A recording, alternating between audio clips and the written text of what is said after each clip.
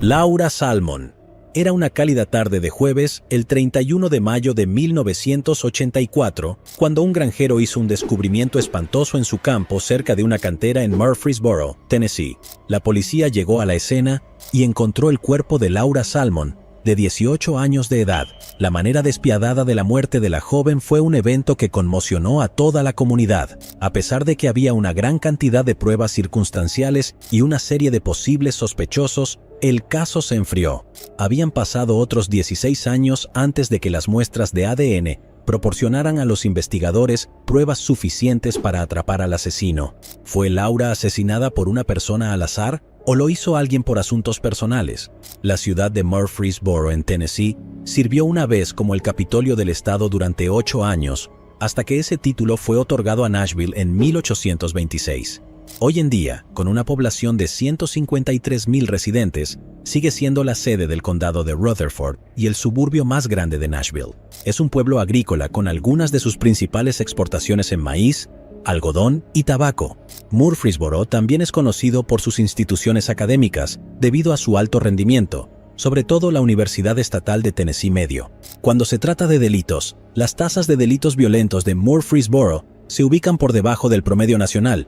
De hecho, sus tasas de delitos contra la propiedad están a la par con las ciudades de su tamaño. Como una de las ciudades de más rápido crecimiento de Tennessee, sigue siendo un lugar que muchos han elegido llamar hogar y allí criar una familia. En 1984, Laura Salmon era una estudiante de primer año en la Universidad Estatal del Medio de Tennessee en Murfreesboro, cuando se encontró un final trágico. Nació el 6 de octubre de 1965 y era la única hija de Lureen y John Salmon. Incluso cuando era niña, Laura era tan encantadora y popular que fue coronada Little Miss Murfreesboro en preescolar. A medida que crecía, a menudo se la describía como la chica de al lado. Durante los veranos, participaba en varias producciones teatrales organizadas por el Murfreesboro Little Theater. Los padres de Laura se divorciaron cuando ella era muy joven, pero se mantuvieron en términos amistosos entre sí y los dos se encargaron de desarrollar su custodia compartida. Laura sobresalió académicamente y se graduó con honores de Oakland High School en 1983. También fue miembro de la Corte de la Bandera en la escuela secundaria. En el otoño de 1983, comenzó a asistir a la Middle Tennessee State University, al mismo tiempo que comenzó a trabajar en la tienda de comestibles Kroger con su amiga de la infancia Trina Daniel. Laura también estaba en una relación con el estudiante Kyle Gilley, a quien conoció en 1982. Aunque era un año más joven que Laura, la pareja mantuvo su relación incluso después de graduarse de la escuela secundaria. Como cualquier mujer joven de su edad, Laura estaba disfrutando de su tiempo en la universidad rodeada de amigos y haciendo planes para un futuro emocionante. Desafortunadamente, toda la promesa y el potencial de su vida fue pronto interrumpido por un asesino despiadado. En la tarde del jueves 31 de mayo de 1984, el granjero local, Johnny Muckle, caminaba por su granja cuando notó un montón de ropa en uno de sus campos. Después de una inspección, se dio cuenta de que era el cuerpo de una joven. Como loco, se dirigió inmediatamente a la oficina del sheriff del condado de Rutherford para informar el horripilante descubrimiento. Los oficiales, liderados por el detective Robert Asbury, siguieron a Muckle de vuelta a su granja y encontraron a la joven tendida sobre su espalda en el campo exactamente como la describió.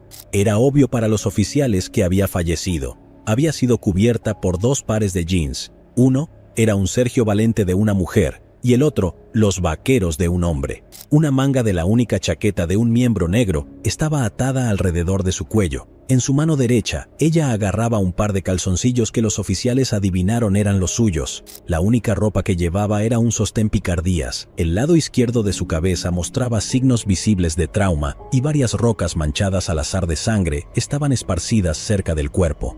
Los agentes dedujeron que su atacante la había golpeado con las mismas rocas. El área donde se descubrió el cuerpo era familiar para los oficiales, pues a menudo era utilizado por estudiantes de secundaria y universitarios locales como lugar para fiestas y hogueras. También era un conocido Lover's Lane para parejas jóvenes. La joven en el campo también era familiar para muchos de los oficiales de la escena del crimen. Era una cajera rubia amigable de la tienda local de comestibles Kroger. El cuerpo de Laura fue llevado a la morgue del condado de Rutherford para esperar una autopsia. Mientras tanto, los agentes visitaron por separado a los padres de Laura, Lureen y John. En el momento de su asesinato, Laura acababa de mudarse con su padre y su madrastra Brenda. Lorraine, la madre de Laura, quedó devastada por la noticia, pero inmediatamente no dudó en señalar al novio de Laura, Kyle Gilley, de 17 años de edad. Lorraine, que era profesora de inglés en el instituto de Oakland al que Kyle asistía, había oído rumores de su comportamiento que la inquietaban. Ella le dijo a los oficiales que Laura y Kyle tenían una relación tóxica, que Kyle era conocido por ser posesivo y celoso, y que a menudo trataba mal a Laura.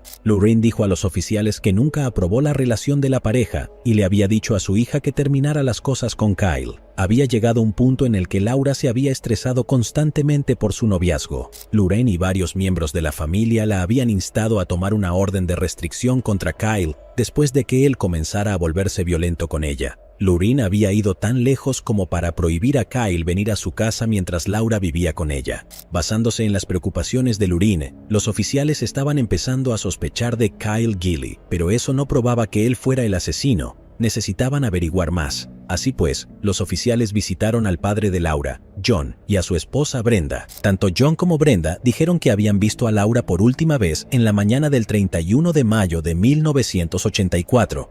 Ella había salido la noche anterior con una amiga, Trina Daniel, y ambas chicas habían terminado durmiendo en la casa de la familia Daniel.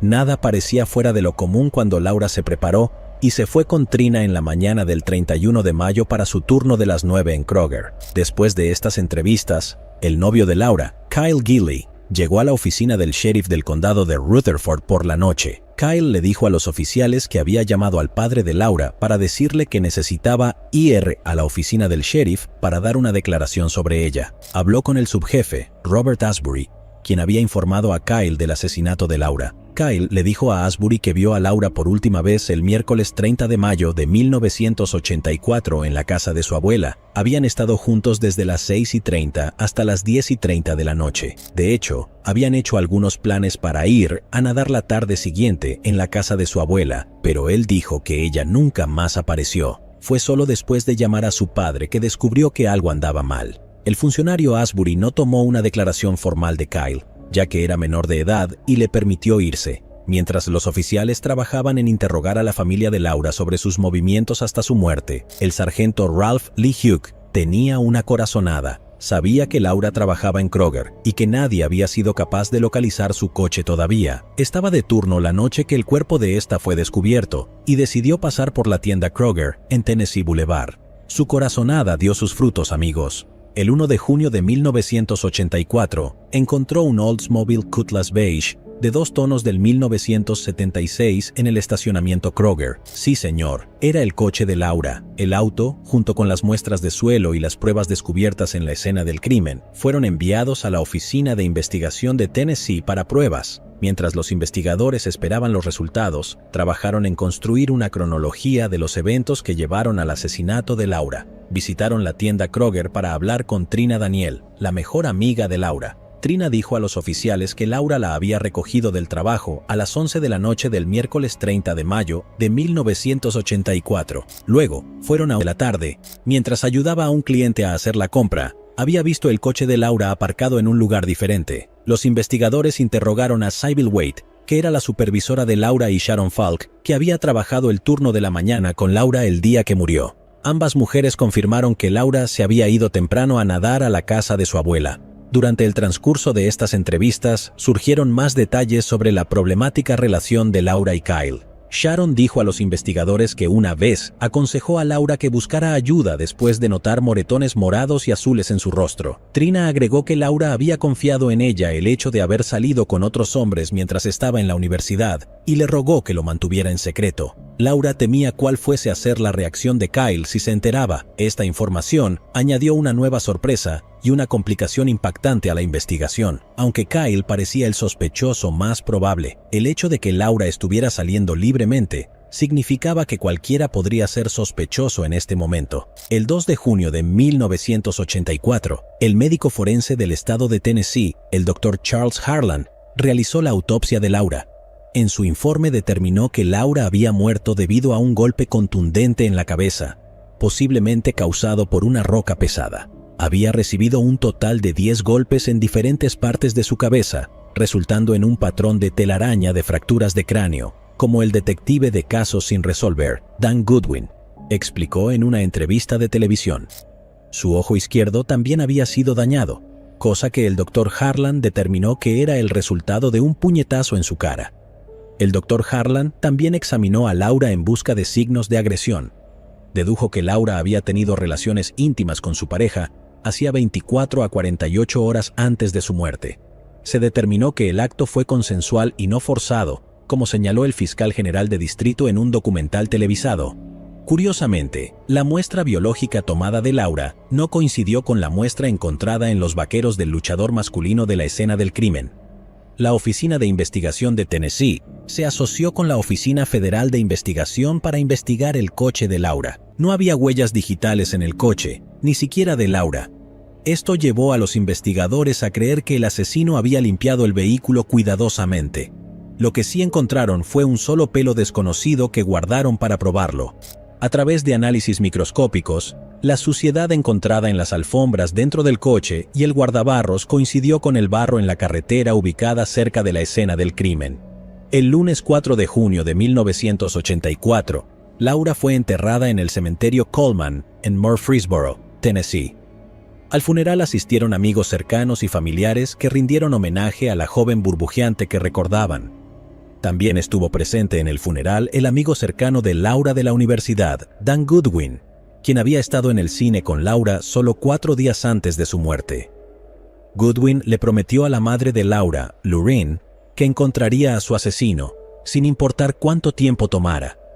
Lorraine también le hizo esa promesa a su hija fallecida. Yo le prometí a ella en su tumba que iba a ver cómo se hacía justicia. Ni siquiera sabía cómo iba a lograr cumplir esa promesa, pero es lo menos que podía hacer por ella.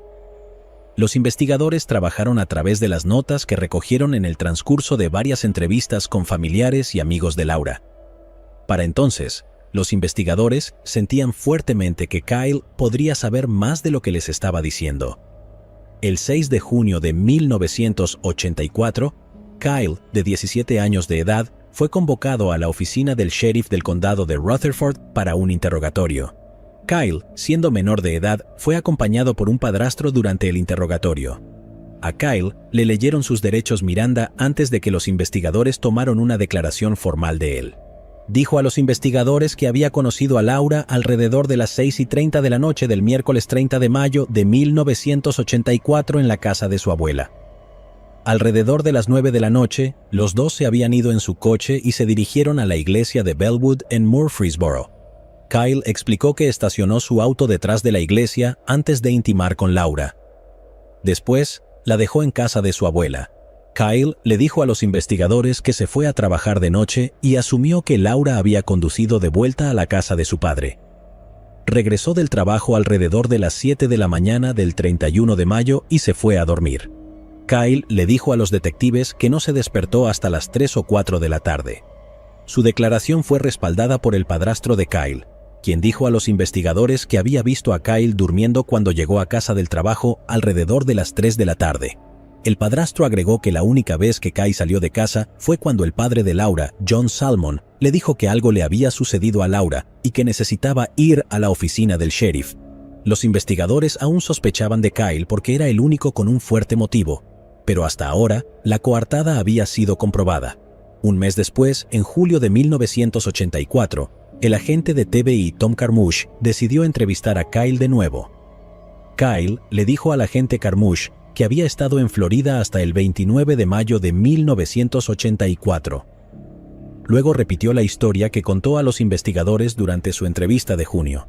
Esta vez, sin embargo, añadió un nuevo detalle. Le dijo a Carmouche que después de que él y Laura habían intimado, se limpiaron usando un viejo par de sus pantalones vaqueros. Sin embargo, Kyle negó estar involucrado en el asesinato de Laura y la coartada de su padrastro ayudó a consolidar sus afirmaciones. Sin pruebas suficientes para vincular a Kyle con el asesinato, fue liberado.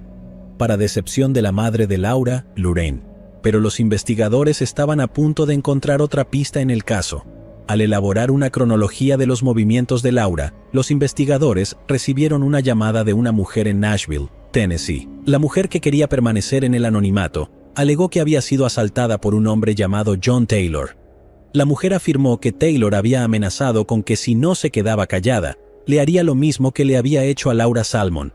Esta inesperada pista cambió la dirección de la investigación. La mujer, que quería permanecer en el anonimato, alegó que había sido asaltada por un hombre llamado John Taylor. La mujer afirmó que Taylor había amenazado con que si no se quedaba callada, le haría lo mismo que le había hecho a Laura Salmon. Esta inesperada pista cambió la dirección de la investigación. Taylor también frecuentaba las mismas fiestas de fraternidad a las que asistía Laura. Los investigadores luego interrogaron a personas que conocían a Taylor y descubrieron que tenía un historial de violencia contra exnovias. También se enteraron de que Taylor fue visto cerca del campus de MTSU el día que Laura fue asesinada. Taylor fue llamado para ser interrogado por los investigadores, pero negó haber agredido a la mujer de Nashville. También negó estar involucrado en el asesinato de Laura o haber mencionado el incidente a nadie. Para descartarlo como sospechoso, se le pidió a Taylor que presentara una muestra de cabello para compararla con la hebra encontrada en el coche de Laura. La química forense del FBI, Patty Chouty, comparó las muestras. Aunque ambas hebras de cabello eran consistentes, las pruebas de ADN del cabello aún estaban a años de hacer una coincidencia definitiva. Los investigadores no podían acusar a Taylor sin pruebas sólidas. El siguiente paso fue comparar los jeans de hombre encontrados en la escena del crimen con los jeans usados por Taylor. Los jeans recuperados de la escena del crimen tenían un tamaño de cintura de 30 pulgadas y una entrepierna de 36 pulgadas, pero estas mediciones eran demasiado largas para que Taylor las usara diariamente. Sin pruebas contundentes, los investigadores liberaron a Taylor y fallaron como sospechoso y el asesinato de Laura. Más de un centenar de hombres fueron entrevistados en el curso de la investigación de ese año, pero todos fueron absueltos después de que comprobaran su coartada. Quienquiera que matara a Laura Salmon parecía simplemente haberse desvanecido en el aire. Sin nuevas pistas, el caso de Laura comenzó a enfriarse a finales de 1985. Sin embargo, años más tarde, cuando nuevos investigadores revisaron los archivos de casos sin resolver, comenzaron a surgir varios problemas. Los nuevos investigadores descubrieron que la escena del crimen no se había protegido adecuadamente y que las pruebas se habían manejado sin el uso de guantes. Se observó que John Salmon, el padre de Laura, fue la persona que encontró su collar en la escena del crimen y descubrió más rocas cubiertas de sangre. Había entregado estos artículos a los investigadores, posiblemente comprometiendo la evidencia debido a un manejo defectuoso. También se señaló que los oficiales nunca habían tomado una declaración formal de Johnny Muckle, el granjero que descubrió el cuerpo de Laura. Nunca se dio ninguna explicación por la falta de trabajo policial adecuado. Fue en el año 2000 que el caso de Laura comenzó a calentarse de nuevo. El amigo de Laura, Dan Goodwin, que le había prometido a la madre de Laura que encontraría al asesino, estaba a punto de llegar con su promesa. Había tomado una ruta mucho más larga de lo esperado. El primer caso sin resolver que Goodwin recibió fue el de Laura, y para ello se asoció con el sargento Bill Sharp. Su primera tarea fue enviar todas las pruebas del caso a la Oficina de Investigación de Tennessee para pruebas de ADN. Además del ADN de Laura, 2 perfiles de ADN desconocidos fueron colectados de los vaqueros de hombre y de la ropa de Laura. Esta vez, las pruebas forenses habían avanzado hasta el punto de que los perfiles de ADN de la escena del crimen podían compararse con muestras para identificar al propietario. Al mismo tiempo, los detectives estaban a punto de tropezar con otra información inesperada. Recibieron otro dato interesante. Un estudiante de 16 años de Oakland High School habría afirmado que su padre fue el hombre que asesinó a Laura Salmon. Armados con los perfiles de ADN, Goodwin y Sharp se pusieron a trabajar rápidamente. Los detectives descubrieron que el padre del chico tenía antecedentes penales por agresión agravada. Pudieron localizar a su sospechoso, un hombre llamado David Patterson. Pero para cuando se enteraron del rumor, Patterson había sido asesinado a tiros en un incidente no relacionado con el caso. En cambio, los detectives se dirigieron a los hijos de Patterson y les pidieron que presentaran muestras de ADN para analizarlas. Al final, su ADN no coincidía con ninguna de las muestras extraídas del cuerpo de Laura o los pantalones vaqueros de hombre. Esto descartó a Patterson. Los investigadores comenzaron a revisar los archivos del caso y la lista original de sospechosos. Se pusieron en contacto con John Taylor, uno de los primeros sospechosos, que ofreció su ADN como prueba. Su ADN no coincidía con ninguna de las muestras de la escena del crimen. Para garantizar un procedimiento policial transparente, El detective Dan Goodwin también presentó una muestra de ADN, ya que él también había tenido una cita con Laura pocos días antes de su asesinato. Fue absuelto de cualquier sospecha en el asesinato, pero todavía había un sospechoso que los investigadores estaban interesados en investigar. Ese era Kyle Gilley. Goodwin y Sharp recibieron el expediente del caso de Laura buscando cualquier información que pudiera haber sido pasada por alto por otros investigadores. Fue en ese momento que una pieza de evidencia verdaderamente increíble llegó a su conocimiento. Encontraron un nodo curioso sobre un posible testigo que contradijo la coartada de Kyle Gilley. Goodwin y Sharp localizaron a la testigo, Gladys Mears, que aún vivía en Murfreesboro. Su entrevista con Gladys estaba a punto de dejar el caso abierto. Gladys dijo a los investigadores que mientras conducía a casa en la tarde del asesinato de Laura, había visto un Oldsmobile Cutlass beige bicolor en la intersección de Twin Oak y Hallspike. Recordó que el coche estaba en la carretera que se alejaba de la cantera, donde se descubrió el cuerpo de Laura. Una vez más, Kyle negó tener algo que ver con el asesinato de Laura e incluso negó tener intimidad con ella antes de su muerte. Kyle recibió una orden para su muestra de sangre, que fue enviada al laboratorio forense de la TBI para su análisis. El 31 de mayo de 2000, el 16º aniversario de la muerte de Laura Simon, la muestra de ADN de Kyle Gilley coincidió positivamente con la muestra biológica encontrada en los vaqueros de la escena del crimen. Así Kyle fue vinculado con la escena del crimen y se probó que tal vez era la persona responsable de la muerte de Laura. El 13 de noviembre de 2001, Dan Goodwin voló a Florida para entrevistar a Kyle. Desde el principio, Kyle negó ser violento con Laura o darle un puñetazo en el campus de MTSU. Solo admitió que los vaqueros cuatreros podrían haber sido suyos.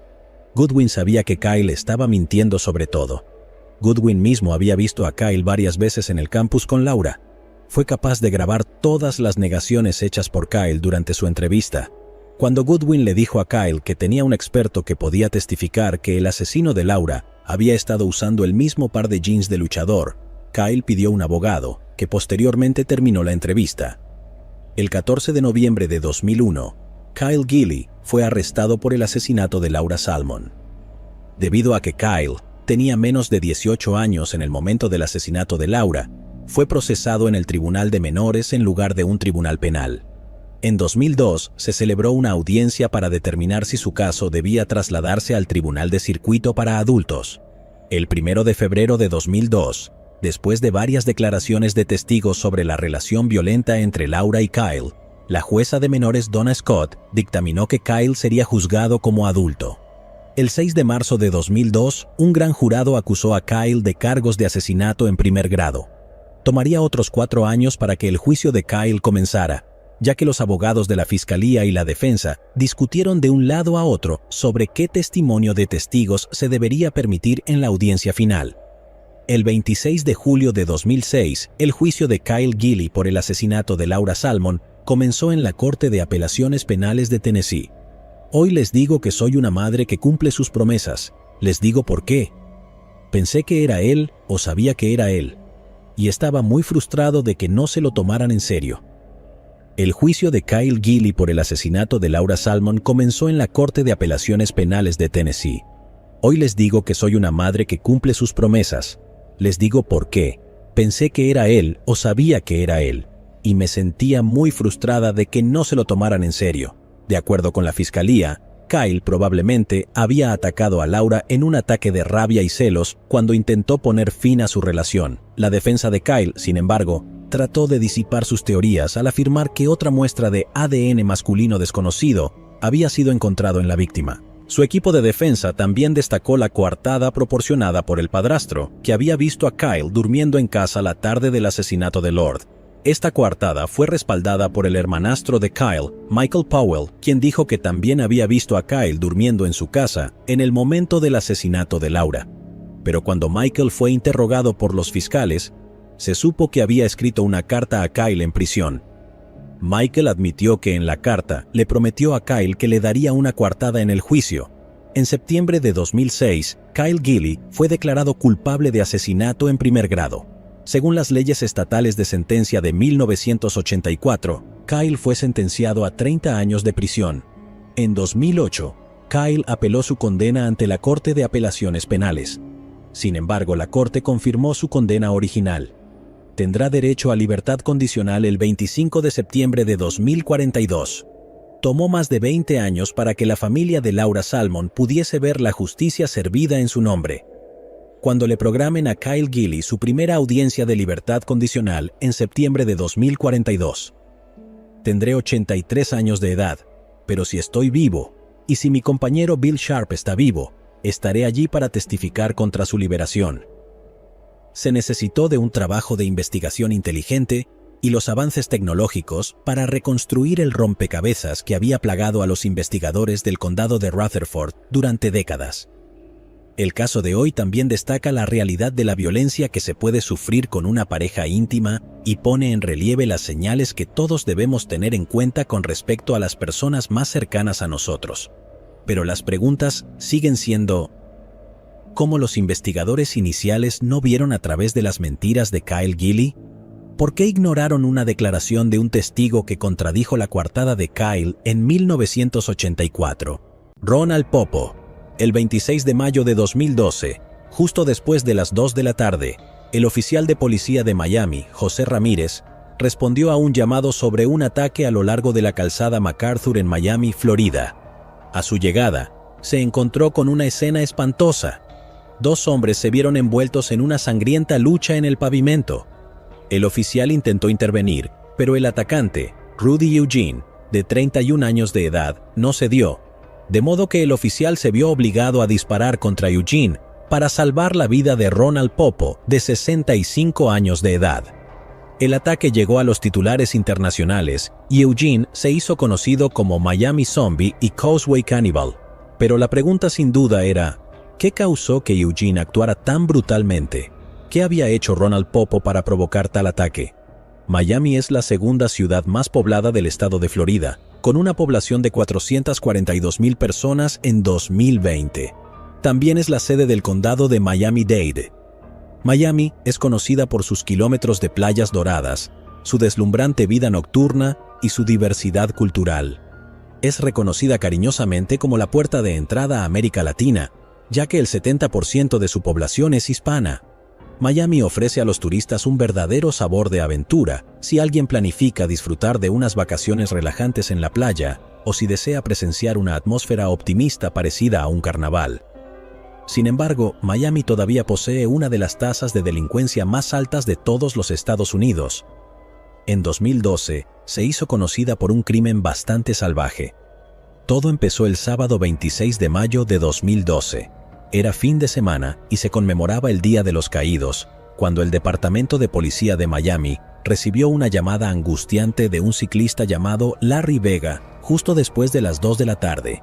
Según Vega, había estado pedaleando cerca de la plataforma del medidor a lo largo de la calzada MacArthur en Miami, cuando se encontró con una escena terrible. Vega le dijo al despachador que uno de los hombres había golpeado al otro y que estaba intentando matarlo. El primer oficial en responder fue José Ramírez, que estaba muy cerca de la escena.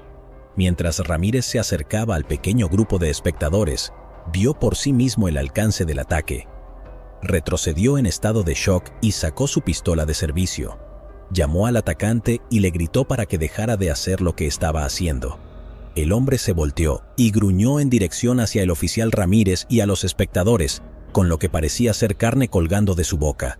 Ramírez disparó un tiro de advertencia. Sin embargo, eso no fue nada efectivo para detener al hombre que seguía mordiendo a su víctima indefensa. Ramírez gritó otra firme advertencia y luego disparó al atacante otras 4 veces. Esto detuvo al tipo, que colapsó en el pavimento junto a su víctima. Un paramédico llegó pronto y declaró muerto al atacante en la escena. La víctima todavía estaba viva, pero en estado crítico.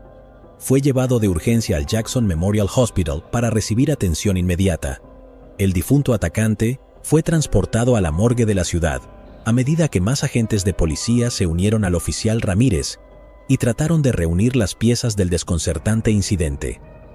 En la escena del crimen, los investigadores encontraron las escasas pertenencias de la víctima. Al toque, lo identificaron como Ronald Popo, de 65 años de edad. Aparte de las pertenencias de la víctima, habían varias páginas rotas de una Biblia. El atacante no tenía nada que pudiera usarse para identificarlo inmediatamente. estaba completamente desnudo. Los oficiales del departamento de policía se dispersaron para buscar algún indicio a lo largo de la calzada MacArthur, ya que habían recibido varias llamadas de automovilistas sobre un hombre que se comportaba de manera extraña. Según los informes, un hombre afroamericano caminaba por la calzada hace pocos días. Luego comenzó a quitarse la ropa y arrancar páginas de un libro. Otros testigos alegaron que después de quitarse la ropa, comenzó a balancearse desde algunos de los postes de luz mientras se dirigía hacia el oeste, hacia el edificio del Miami Herald. Esto les dio un punto de partida y los oficiales comenzaron a buscar pistas. En el camino, encontraron ropa y zapatos desechados, páginas arrancadas de una Biblia y una licencia de conducir que pertenecía a Rudy Eugene, de 31 años. Después de poner sus detalles en el sistema, los investigadores descubrieron que el coche de Eugene, un Chevrolet Caprice púrpura de 1995 con la bandera haitiana pintada, había sido incautado ese mismo día por estar estacionado ilegalmente cerca del área de Miami Beach. Los investigadores visitaron el carro incautado y buscaron a través del vehículo de Eugene.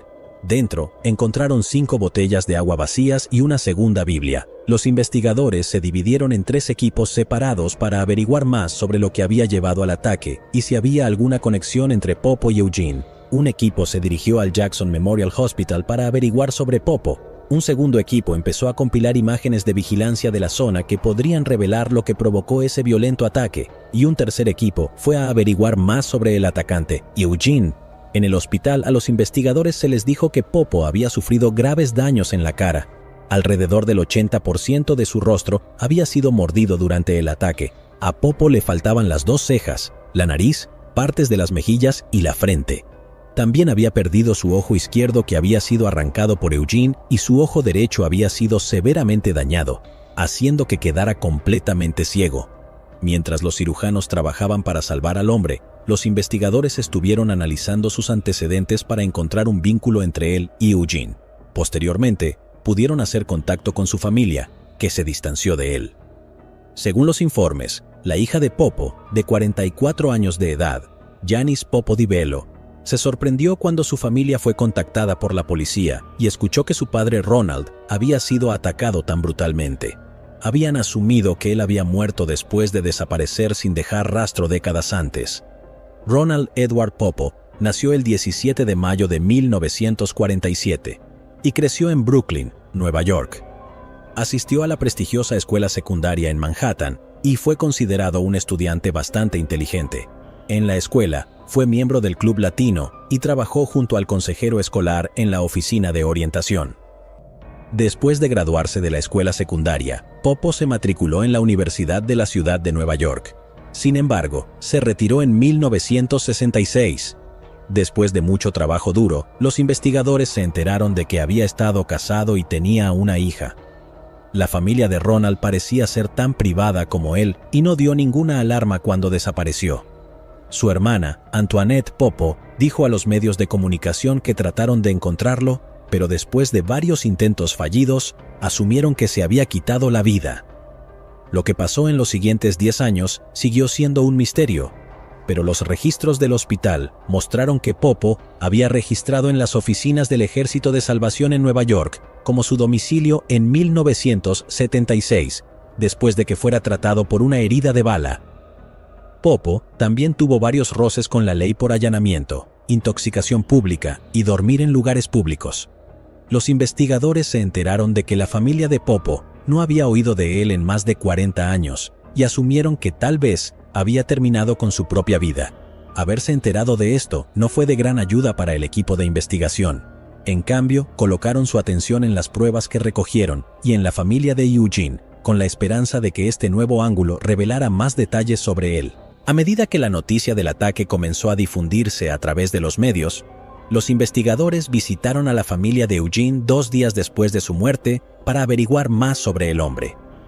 Rudy Eugene nació el 4 de febrero de 1981 en el Jackson Memorial Hospital de Miami, hijo de los inmigrantes haitianos Ruth Charles y Pelicier Funeus. Sin embargo, unos meses antes de que Eugene naciera, sus padres se divorciaron.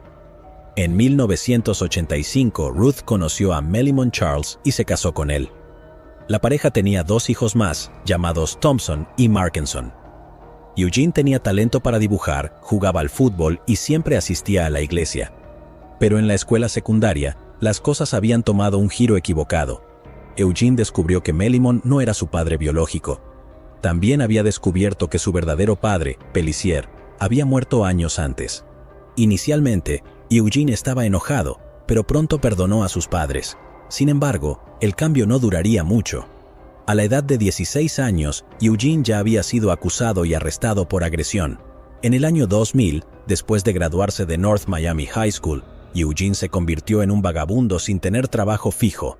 Iba de un empleo a otro, pero sus problemas comenzaron a agravarse. En un lapso de 5 años, Eugene había sido arrestado 7 veces.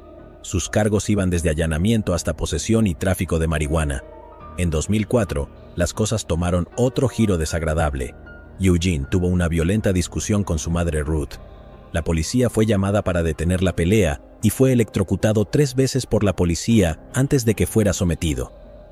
En 2005, Eugene se casó con su novia de la secundaria, Jenny Ducktant. Pero solo 18 meses después, Jenny le pidió a Eugene que se divorciaran. Según Jenny, Eugene había empezado a volverse violento y ella temía que su seguridad estuviese en riesgo. Una vez más, Eugene se encontró vagando por la vida sin dirección. Eso fue hasta que se encontró con Ricky Cross en un cruce de destinos. Después de salir durante 5 meses con ella, Cross y Eugene se mudaron juntos y permanecieron como una pareja durante 5 años, desde 2007 hasta la muerte de Eugene en 2012. Cross habló con los investigadores y les dijo que su relación con Eugene era como cualquier otra relación romántica. Sin embargo, Cross luego dijo a los investigadores que Eugene comenzó a comportarse erráticamente en la mañana del 26 de mayo de 2012. Según Cross, Eugene se había despertado alrededor de las 5 de la mañana y comenzó a buscar algo en su armario. Luego tomó su Biblia y un cuaderno marrón y le dio un beso de despedida. Cuando no recibió respuesta al llamar a Eugene, Cross decidió salir a buscarlo. Habían pasado horas, pero no vio ninguna señal de él. Después de llamar a sus amigos, Cross descubrió que había visitado a un amigo la noche anterior. Proporcionó a la policía el nombre de Frederick Christian. Christian habló con la policía y explicó que recibió una llamada de su hermano la noche del 25 de mayo de 2012. Según Christian, Eugene había pasado por la casa del hermano de Christian en busca de él. Según el hermano de Christian, Eugene seguía repitiendo que necesitaba hablar de algo, pero nunca llegó al punto. El hermano de Christian le dijo que Eugene no se veía bien. Nunca llegaron a hablar de lo que le preocupaba a Eugene antes de que se fuera y volviera al apartamento que compartía con Cross. Christian luego explicó a la policía que escuchó de otro amigo que Eugene había aparecido en su casa a las 5:30 de la mañana, el 26 de mayo de 2012. Según Christian, el amigo dijo que Eugene estaba actuando extraño de nuevo y quería ir a la playa para The Urban Beach Week Music Festival. Cuando el amigo que tenían en común se negó debido a los compromisos de trabajo, Eugene pasó un corto tiempo en la casa de su amigo antes de subir a su coche e irse. La policía le preguntó a Christian si Eugene tomaba algún tipo de droga que pudiera haber causado su violenta reacción. Christian dijo a los oficiales que la droga más difícil que Eugene hizo fue fumar marihuana. Dijo que Eugene no tomaba pastillas, ni siquiera las prescritas por un farmacéutico, y que casi nunca consumía alcohol. Armado con esta nueva información, los investigadores comenzaron a armar una cronología de los eventos. Por lo que supieron, Eugene había estado exhibiendo un comportamiento extraño desde la noche antes del ataque a Ronald Popo. Su comportamiento era consistente con el de una persona que se entregaba a una droga sintética conocida como sales de baño. Ese es el nombre aparentemente inocente dado a una droga que se conoce más comúnmente como flaca y se puede encontrar en África, en el Medio Oriente. En los últimos años, la epidemia de sales de baño ha comenzado a ser más popular, especialmente en Florida. Es conocida por causar un comportamiento zombie en aquellos que la consumen. Muchos casos involucran a personas que reportaron sentir como si su piel estuviera en llamas y querer ser asesinadas después de sufrir alucinaciones debilitantes. Los investigadores creían que Eugene podría haber estado bajo la influencia de las drogas cuando de repente se volvió violento y atacó a Popo. Esta se convirtió en la razón más plausible, y pronto estuvo en los titulares tanto a nivel nacional como internacional. Los investigadores revisaron las imágenes de vigilancia que capturaron algunos de los momentos de Eugene ese fatídico sábado. Su auto fue visto en un video estacionado cerca de Miami Beach. Eugene se había sentado en su coche durante unos 40 minutos antes de salir y alejarse del vehículo. El equipo de investigación luego llenó los espacios en blanco de los movimientos de Eugene mirando a través de todos los informes oficiales que sugerían que algo extraño estaba pasando en Miami Beach ese día. Estos incluyen el informe del coche abandonado y declaraciones de testigos oculares de los automovilistas que vieron a Eugene caminando por la calzada. Se encontraba desnudo y balanceándose desde varios postes de luz. Fue entonces cuando los investigadores revisaron las imágenes del edificio del Miami Herald. Al principio, parecía que Eugene estaba hablando normalmente con Popo mientras dormía en un pedazo de cartón en el suelo. Después de un corto tiempo, pudieron ver que Eugene se abalanzó sobre Popo y comenzó a pelear con el anciano. El video mostró que varios automovilistas y ciclistas habían pasado por la zona. No fue hasta pasar unos 5 minutos después del ataque que otro ciclista llamado Larry Vega se detuvo en la escena, mantuvo su distancia y continuó viendo la pelea después de llamar al 911. Poco después, el oficial de policía José Ramírez llegó a la escena. Observaron cómo Ramírez se detenía, hablaba y luego disparaba una primera vez. Poco después, los investigadores pudieron ver que Ramírez abrió fuego 4 veces más antes de que Eugene cayera cojeando al suelo. Todo el ataque duró un total de 18 minutos. Se realizó una autopsia a Eugene para verificar si su teoría era correcta. Sin embargo, la teoría de las sales de baño estaba a punto de ser anulada por completo. La autopsia no reveló ninguna carne humana en el sistema digestivo de Eugene. Lo que el forense encontró fueron varias pastillas sin digerir. También había rastros de marihuana en la sangre de Eugene. El toxicólogo Barry Logan dijo que el comportamiento exhibido por Eugene fue sin duda causado por una droga sintética y era similar a los efectos secundarios de una persona que consumió sales de baño. Sin embargo, los analistas forenses no pudieron encontrar ningún rastro de drogas en su sistema. El sheriff del condado de Broward, Al Lamberti, también dijo que existía la posibilidad de que alguna nueva droga que aún no se había probado podría haber jugado un papel en el extraño comportamiento de Eugene. El director de toxicología de la Universidad de Florida, Dr. Bruce Goldberger, dijo que la velocidad a la que las drogas sintéticas estaban evolucionando les estaba dificultando hacer un seguimiento de cada nueva droga que estaba en el mercado. A pesar de sus sofisticados métodos de investigación, todavía había algunas drogas que eran nuevas en su campo de pruebas. Según sus amigos y sus familiares, había 2 posibles razones para el extraño comportamiento de Eugene. La primera teoría fue que Eugene sufría de depresión severa. Esto podría haber sido causado por varios factores desde su primera infancia que aumentaron en su vida adulta. Estos incluyen su pérdida de identidad y una vida de pobreza.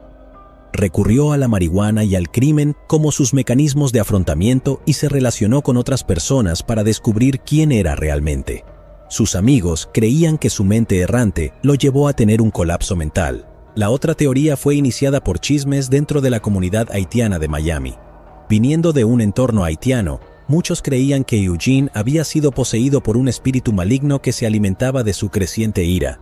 Fue también ese espíritu el que le causó reacciones tan violentas hacia las personas. Estos susurros a menudo seguían a Ruth en las semanas posteriores a la muerte de Eugene. Pero para la familia y amigos de Eugene, el dolor de todo el incidente no terminó allí. Ruth siempre había sido una mujer espiritual y ella crió a sus hijos para que fueran de la misma manera. Eugene, en particular, era muy religioso y tenía una fuerte creencia en Dios. Sin embargo, la noticia de la muerte de Eugene y la forma en que ocurrió todo hizo que muchas iglesias rechazaran a la familia. Cuando Ruth encontró una iglesia, el comité le había dicho solo 2 días antes de que se celebrara el servicio que la congregación no se sentía cómoda teniendo el cuerpo de Eugene en su lugar de culto. Ruth, que siempre había sido fiel a su fe, ahora todas las puertas se habían cerrado en la cara. La funeraria acordó celebrar el funeral de Eugene en su capilla. A ella asistieron quienes permanecieron más cerca de Eugene y querían recordar quién era antes de los acontecimientos del 26 de mayo de 2012. En los meses posteriores al ataque, Ronald Popo se sometió a varias cirugías faciales reconstructivas. Sin embargo, quedó permanentemente desfigurado y ciego debido a la extensión de las lesiones.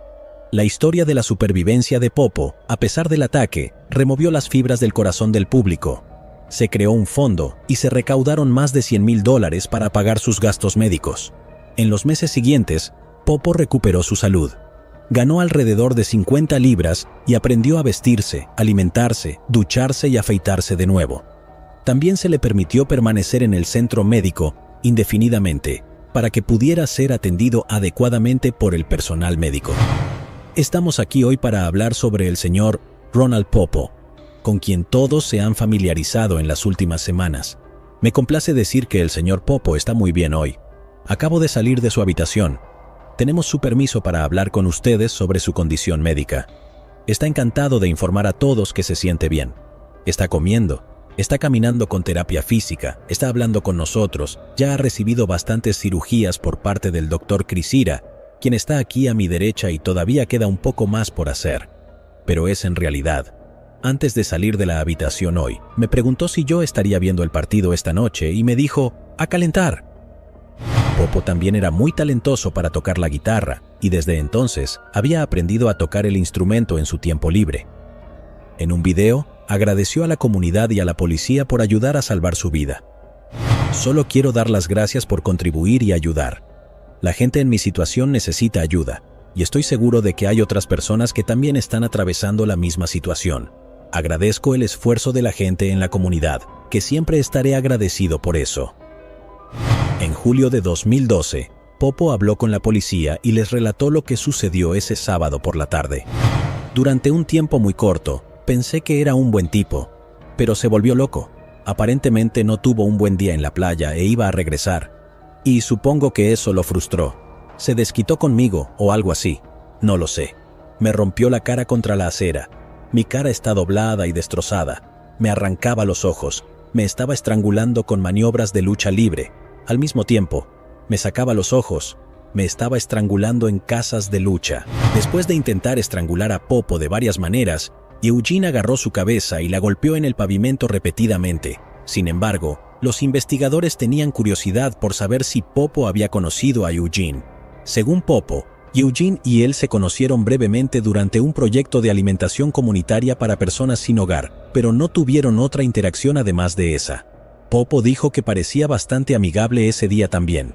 Esta reunión también fue confirmada por Frederick Christian, quien dijo que él y Eugene conocieron a Popo, que parecía un hombre amable y gentil, mientras ayudaban con el proyecto de alimentación comunitaria. Aparte de eso, no había ninguna conexión entre los dos hombres. Tras el susto causado por el ataque de mayo de 2012, Ronald Popo se ha negado a conceder más entrevistas con los periodistas y no quiere seguir reviviendo el momento del ataque.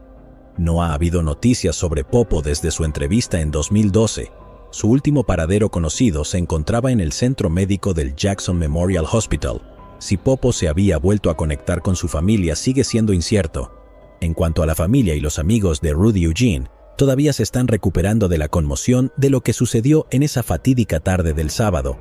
Sigue siendo difícil vivir con los susurros constantes de quienes solo aprendieron de él por los medios de comunicación. Su novia, Rikia, creyó que lo que le pasó pudo haber sido algo sobrenatural.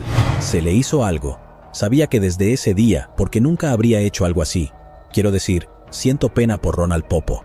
Quiero decir, mis condolencias y todo sale a él porque, ya sabes, él es una víctima en todo esto también. Pero sé que sabes que no fue Rudy otra vez, y lo extraño, y siempre amaré a Rudy. Ella todavía desea que un día sería capaz de soñar con él, y en ese sueño, él podría decirle lo que pasó ese día. El caso de hoy, sin duda, ha planteado muchas preguntas. Es un misterio desconcertante la forma en que funciona la mente humana, y lo que impulsa a las personas a cometer los crímenes que cometen. Es tan triste tanto para la víctima Ronald Popo, por sufrir un ataque tan traumático, y para la familia de Rudy Eugene, por recoger los pedazos destrozados de sus vidas. Así que hoy les preguntamos, ¿creen que era posible que Rudy Eugene sufriera una severa crisis mental y esto no fuera un frenesí inducido por drogas? ¿Podrían los factores de su vida personal haber llegado a tal punto que lo volvieron literalmente loco? El caso de Angela McAnulty es un caso peculiar y francamente extraño, pues todavía atormenta las mentes de aquellos quienes lo presenciaron. Madre de 4 hijos y esposa de Richard McAnulty, Angela maltrató a su hija mayor, Janet Maples, y le hizo cosas horribles e impensables en nombre de la disciplina. Angela mató de hambre, mutiló y torturó a su hija hasta la muerte de la manera más cruel imaginable, y todo lo que tuvo que decir cuando fue atrapada fue: «Lo siento». Peguémosle un vistazo a cómo se desarrolló este caso absolutamente trágico. Angela McAnulty nació en California, Estados Unidos, donde vivía con sus padres y 2 hermanos. Cuando tenía tan solo 5 años, la tragedia llegó, y su madre fue asesinada. Desafortunadamente, a día de hoy el caso permanece sin resolver en su mayor parte. Poco después de graduarse de la escuela secundaria, Angela dejó su casa y viajó con un trabajador del carnaval, que era mucho más mayor que ella. En lugar de ayudarla a prepararse para su juventud, este hombre le presentó a la joven Angela varias sustancias farmacológicas. No mucho después de su paso con un trabajador del carnaval, Angela se casó con otro hombre y luego dio a luz a 2 hijos y una hija llamada Maples. Todo ello en 1994. Lamentablemente, no pasó mucho tiempo después del nacimiento de su tercer hijo que los servicios de protección infantil de California le quitaron a sus 3 descendientes, sobre todo debido a negligencia y abuso. En los siguientes años, Angela tuvo otra hija y logró recuperar a sus hijos que anteriormente se habían llevado los funcionarios estatales. Después de esta victoria, Angela se casó con un camionero de larga distancia llamado Richard McAnulty en 2002, y luego toda la familia se fue de California a Oregón en algún momento de 2006. Nunca se descubrió qué llevó a Angela a abusar de su hija hasta tales extremos, ya que sus otros 3 hijos estaban relativamente ilesos, pero el abuso sucedió de todos modos. El maltrato de Maples a manos de su madre había estado sucediendo durante años, ya que a menudo se la veía yendo a la enfermera de su escuela para tratar los moretones y cortes en su cuerpo. Los maestros y sus amigos se preocuparon cada vez más. Le preguntaron a Maples cómo se lastimó, y ella se abrió con ellos diciéndoles que su madre había abusado de ella en casa. Las autoridades escolares informaron del incidente al Departamento de Servicios Humanos, quien hizo una visita a la casa de Maples. Cuando Angela fue interrogada sobre las lesiones y acusaciones de su hija, ella pintó un cuadro alrededor de la situación, haciendo que Maples fuera una mentirosa compulsiva que haría cualquier cosa para llamar la atención. Desafortunadamente, creyeron la historia de Angela y dejaron a Maples en casa, con su madre, sin saber que las cosas estaban a punto de empeorar mucho para ella. Angela sacó a Maples de la escuela con la razón de que le iría mejor si la educaran en casa, cortando efectivamente todas las comunicaciones con el público, sin escuela ni amigos que se dieran cuenta de su condición, y sin medios con quienes comunicarse para pedir ayuda. Maples quedó a merced de su madre. La única otra persona que pareció darse cuenta del trato que Angela le daba a su hija fue Lynn McAnulty, su suegra. Lynn estaba preocupada por el trato que Angela le daba a Maples, pero también se le negó el acceso a ver a sus nietos, por lo que fue en este punto que comenzó a llamar continuamente a Bienestar Infantil. Al final, resultó que la abuela preocupada, de hecho, se había presentado ante Bienestar Infantil solo unos días antes de que Maples muriera. En casa, Angela sometió a su hija a un trato tan inhumano que, a los 15 años, Maples estaba tan desnutrida y en los huesos que parecía una niña mucho más pequeña. La obligaban a dormir en el suelo con nada más que un cartón extendido. La golpeaban constantemente con cinturones de cuero hasta el punto de que su sangre salpicaba el piso, las paredes y el techo. Además de estos horribles descubrimientos, se encontraron dispositivos de tortura de diferentes tipos en la casa, con trozos de carne de Maple todavía sobre ellos.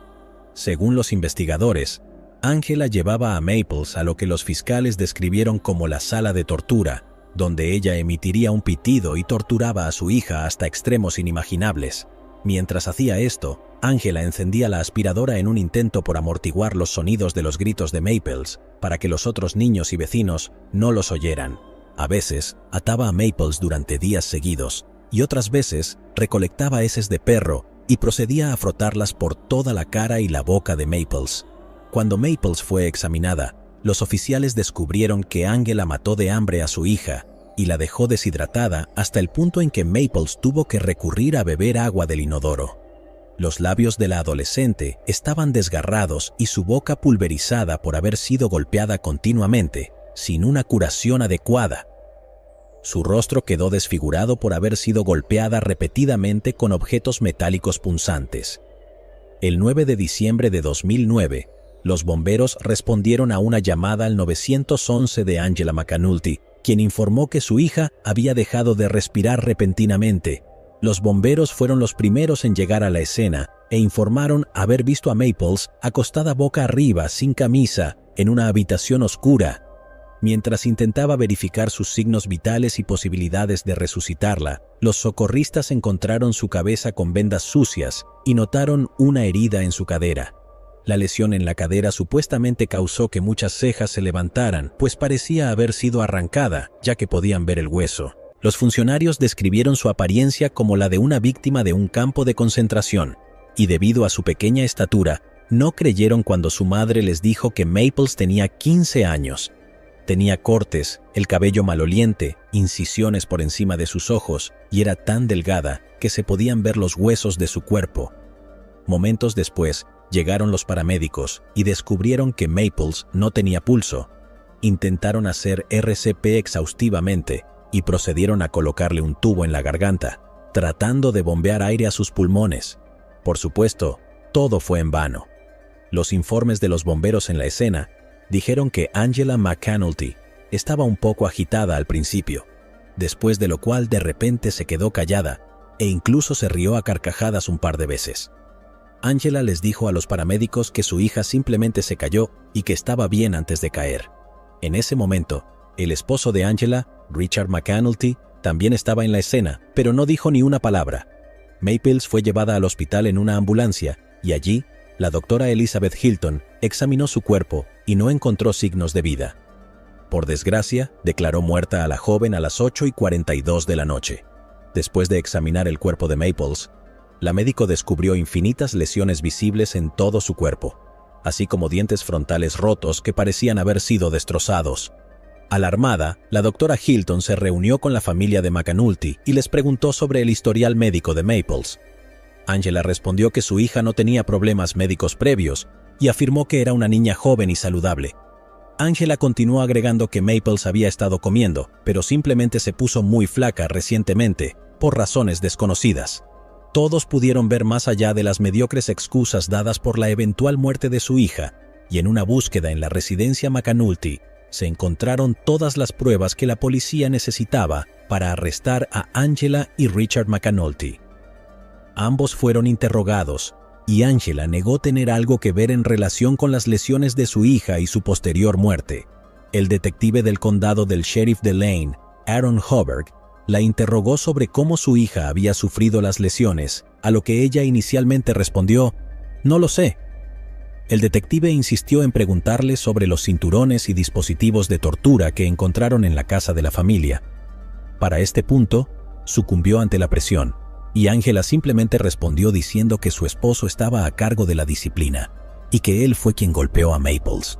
Los detectives entrevistaron a su esposo y a los otros niños, quienes revelaron que fue Angela quien dio la paliza y no su esposo Richard. Él también había revelado que su esposa le había pedido que asumiera la culpa por golpear a Maples, con la esperanza de recibir una sentencia más leve debido a su condición cardíaca subyacente. Angela admitió luego haber golpeado repetidamente a su hija, y cuando se le preguntó por qué había sido tan violenta con Maples, ella dijo, «No lo sé, simplemente lo hice. Simplemente lo hice. Supongo que las cosas que hizo me afectaron». Más tarde, se derrumbó en lo que los detectives llamaron un espectáculo bien presentado de lágrimas, afirmando que lamentaba haber lastimado a su hija. Cuando Richard McAnulty fue acusado del asesinato agravado de Janet Maples y fue procesado para ser juzgado en la corte, los fiscales del caso buscaban una sentencia de 30 a cadena perpetua para Richard McAnulty, pero para Angela solicitaron la pena de muerte. Su caso fue presentado a la corte y atrajo mucha atención de los medios como la malvada madre, quien mató de hambre y torturó a su hija hasta la muerte. El primer día del juicio, Angela McAnulty entró a la sala del tribunal llorando profundamente y se declaró culpable del asesinato de su hija, moviendo efectivamente el caso a un juicio de fase de pena frente a un jurado para determinar su sentencia por el cargo de asesinato. Los fiscales estatales presentaron una montaña de pruebas contra Angela McAnulty en un intento de conseguir una sentencia de muerte. Los moretones, la pérdida extrema de peso por inanición, las lesiones en la cabeza y el estado general de Maples, donde toda la fiscalía necesitaba presentar su caso. Por otro lado, la defensa de Angela trajo una gran cantidad de testigos para tratar de probar su carácter, con la esperanza de evitar la pena de muerte y conseguir una sentencia más leve. Llamaron a George y Mike Fosey, quienes eran los hermanos de Angela, para testificar sobre su educación en la infancia. Ellos hablaron sobre cómo después de que su madre fue asesinada cuando Angela tenía 5 años, su padre era el principal sospechoso, pero sin pruebas nunca fue condenado. Su padre recurriría a la misma táctica de negar darles comida como castigo y que golpearlos con objetos extraños era bastante común mientras crecían. La defensa de Angela McAnulty trajo a amigos y vecinos para testificar que ella no representaba una amenaza para los demás, ya que nunca había hecho nada fuera de lo común a personas que no sean sus hijos. Estaban tratando de que el juez desechara la pena de muerte con la moción. La moción fue denegada y la sentencia de muerte permaneció sobre la mesa. Un testimonio de su esposo Richard reveló no solo la crueldad de Angela hacia su hija, sino también su negligencia e ignorancia, que ayudaron a su muerte. Richard McAnulty testificó que, aunque su esposa apagaba el televisor o la aspiradora cuando abusaba de su hija, todavía podía escuchar los gritos. Dijo que los gritos se volvieron cada vez menos intensos a medida que Maples perdía peso, y se volvió casi silencioso porque ya no tenía fuerzas para gritar más. Después de días de idas y venidas entre la fiscalía y la defensa, el jurado tuvo que determinar la sentencia de Angela McAnulty a partir de 4 preguntas principales.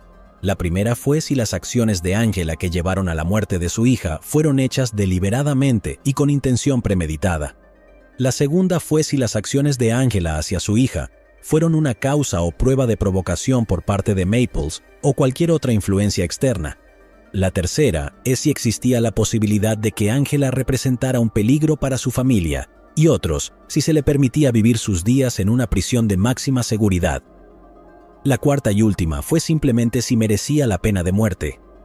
Antes de las declaraciones finales de los consejos opuestos, Angela pidió hablar en el estrado, no para testificar ni ser interrogada, sino simplemente para hacer una declaración ante el jurado de 8 hombres y 4 mujeres que decidieron su destino.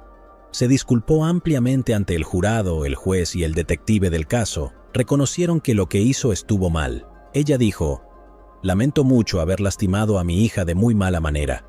Quiero que sepan que hice mal y estoy en paz con su decisión». En su declaración final, la fiscalía contó detalle por detalle y testigo tras testigo, describiendo lo impensable que era para una madre matar de hambre, mutilar, torturar y abusar de su hija hasta el punto de matarla. No estamos hablando de un borracho enojado, estamos hablando de un asesino implacable. Después de mucha deliberación, el jurado emitió un veredicto y la encontró culpable de los 4 cargos relatados anteriormente, condenándola a la pena de muerte. Esto convirtió a Angela McAnulty en la primera y única mujer en el estado de Oregón en recibir la pena de muerte desde que los votantes la reintrodujeron en 1984. Después de ser enviada a una prisión de máxima seguridad, Angela fue mantenida en bloques de detención separados para los condenados a muerte, y también por su seguridad, ya que estaba constantemente bajo amenaza de muerte. Los prisioneros no se toman a la ligera a los asesinos y abusadores salvajes y no perderían el tiempo en matar a un recluso culpable de tales crímenes. Durante su estancia allí, Angela comía sola y solo se le permitía 40 minutos de ejercicio y una ducha al día. Para llevar las cosas más lejos, solo podía interactuar con otros reclusos a través de una cerca. En julio de 2019, la jueza de distrito, Burdett Pratt, anuló la sentencia de muerte y la condena de Angela McAnulty, citando que su abogado fue ineficaz al aconsejarle que se declarara culpable del cargo de asesinato, sin una concesión desde la fecha para reducir su sentencia a cambio.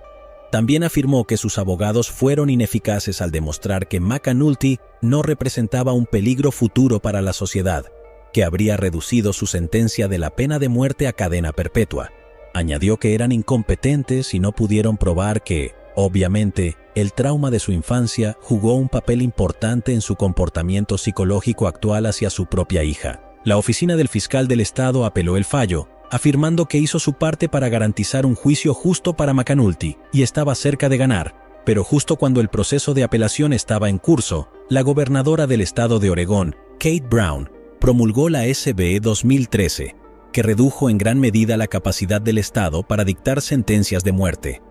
En julio de 2020, el caso de Angela McAnulty finalizó, la sacaron del corredor de la muerte y su sentencia se redujo a cadena perpetua, sin posibilidad de libertad condicional.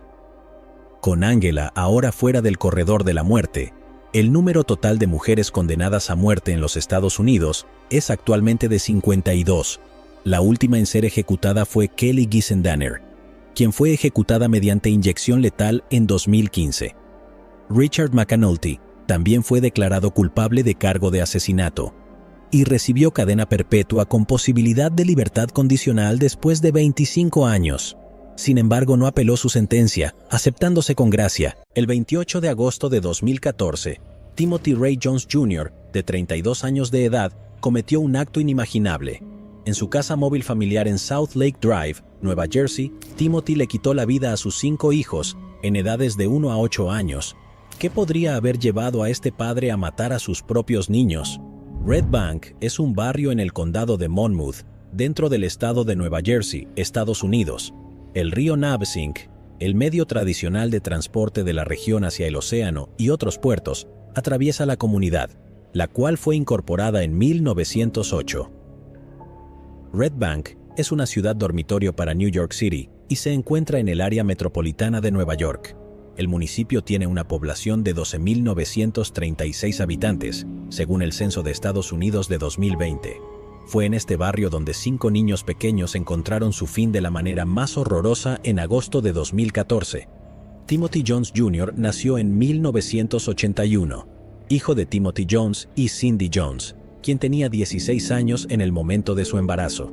Lamentablemente, Cindy abandonó la casa cuando Jones Jr. tenía solo 18 meses. Después de esto, Timothy Jones padre volvió a casarse. Durante su crecimiento, Jones Jr. enfrentó problemas legales en 2001, cuando fue arrestado en Illinois por posesión de cocaína, falsificación de cheques y robo de autos. A pesar de ser sentenciado a 7 años de prisión, fue liberado en 2003 después de cumplir solo 2 años. Después de esto, parecía que su vida mejoraba. Conoció a Amber Kaiser cuando eran adolescentes y se casaron en 2004. Pronto tuvieron 3 hijos. Jones continuó su educación y obtuvo un título en ingeniería de la Universidad Estatal de Mississippi. La joven familia se mudó más tarde a Blythewood en busca de mejores oportunidades de vida. Para 2014 tenían 5 hijos: Mira Gracie, de 8 años, Elias, de 7, Nathan, de 6, Gabriel, de 2 y Abigail Elaine, de 1.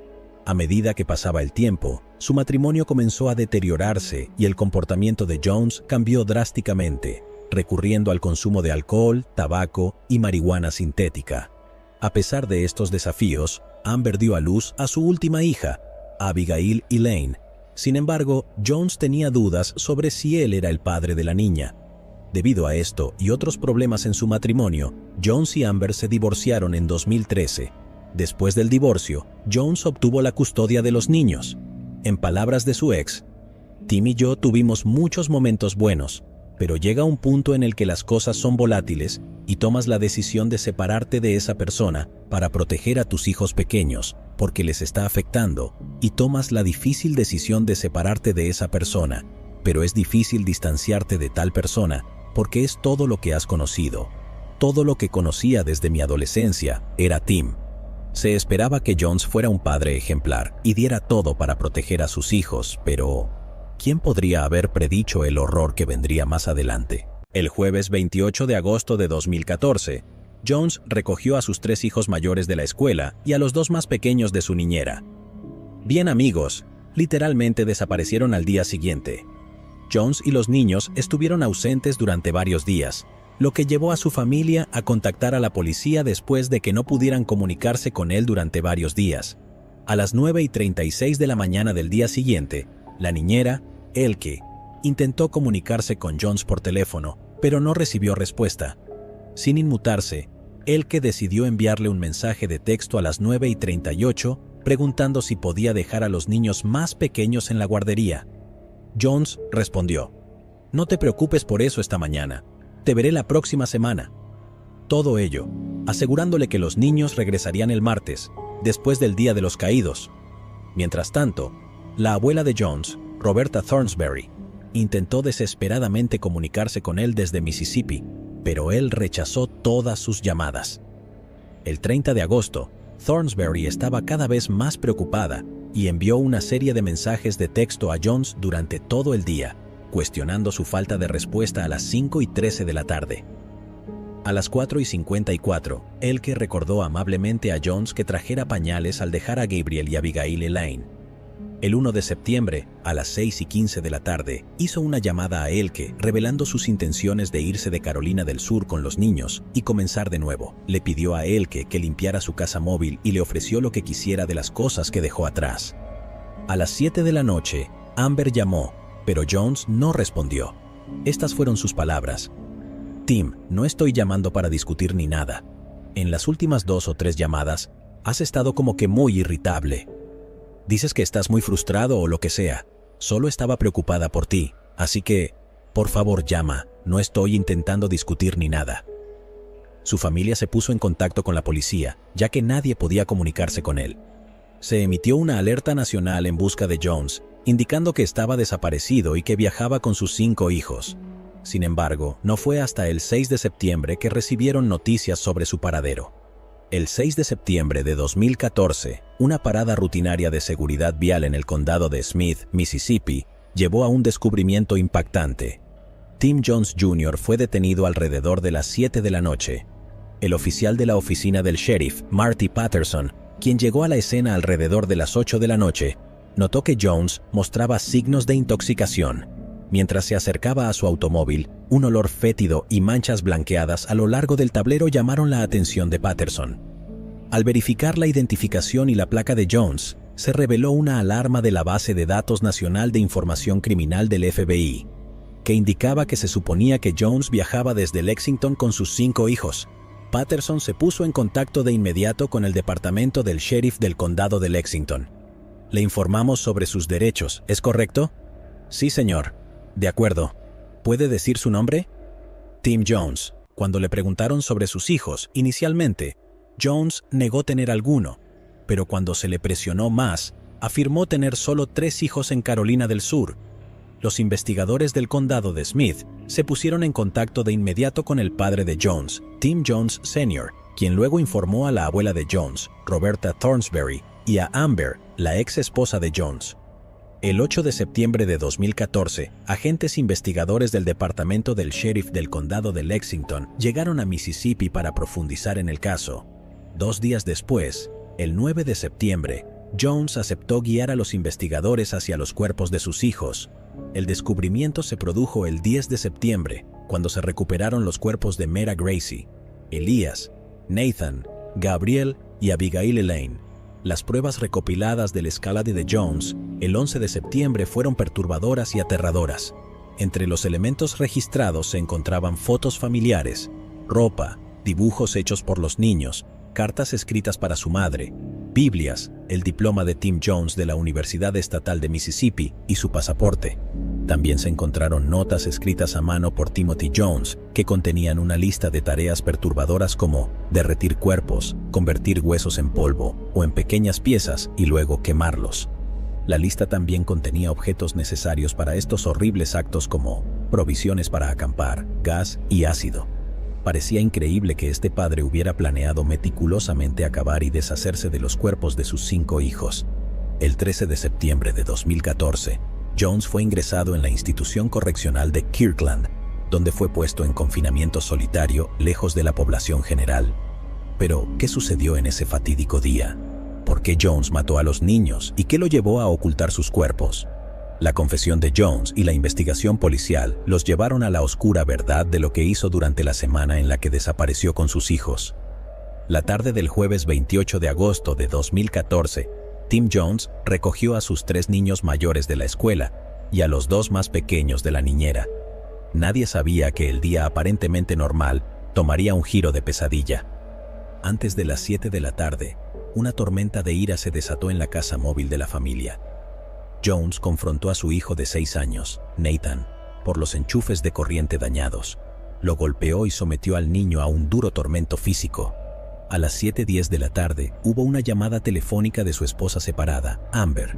Nathan, temeroso y angustiado, reveló que el incidente había sido un accidente, pero Jones intervino acusando a Amber de proteger a su hijo antes de terminar abruptamente la conversación. A medida que avanzaba la noche, la oscuridad se profundizaba. Nathan fue enviado a la cama y los desesperados intentos de Amber por comunicarse quedaron sin respuesta.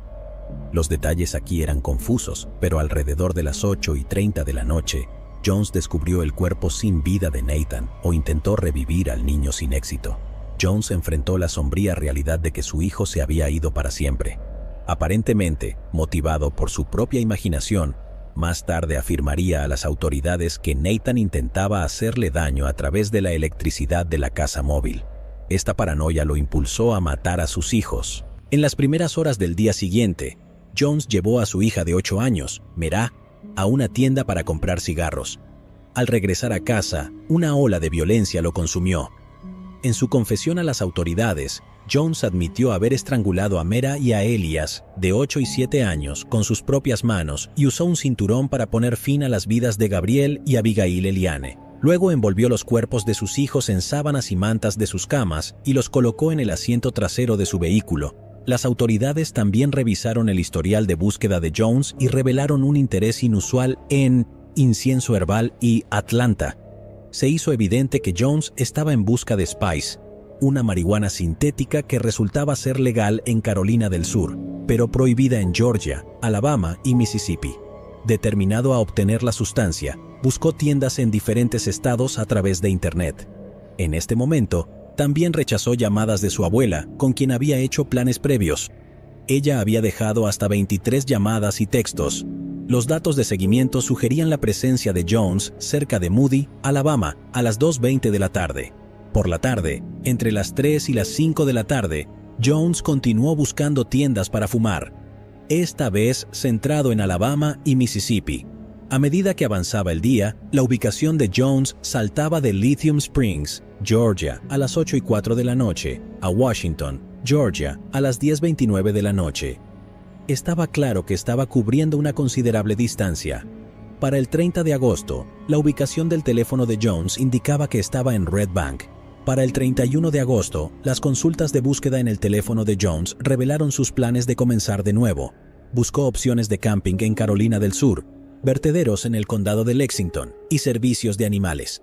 El 1 de septiembre, un recibo de una tienda encontrado en el vehículo de Jones lo ubicó en Athens, Georgia.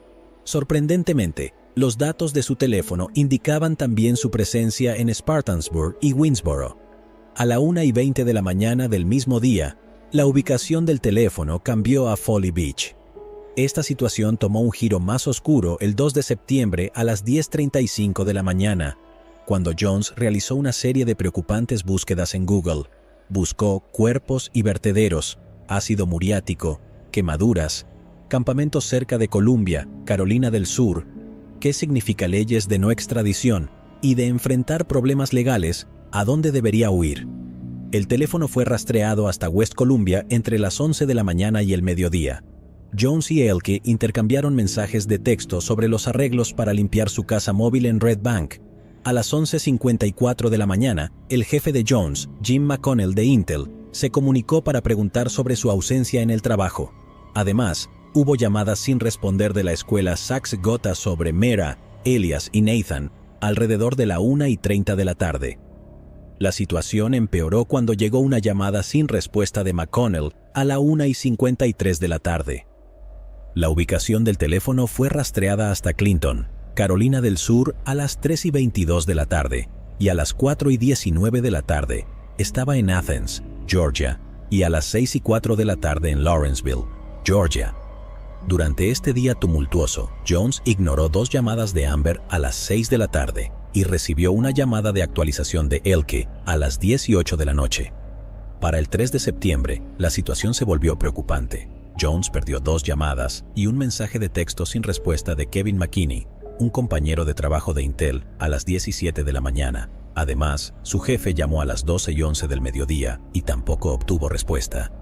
Las imágenes de vigilancia de varios lugares el 3 de septiembre mostraron a Jones en el Walmart de Augusta Road en Lexington, una tienda de autopartes en Lake City y un Dollar General en Orangeburg.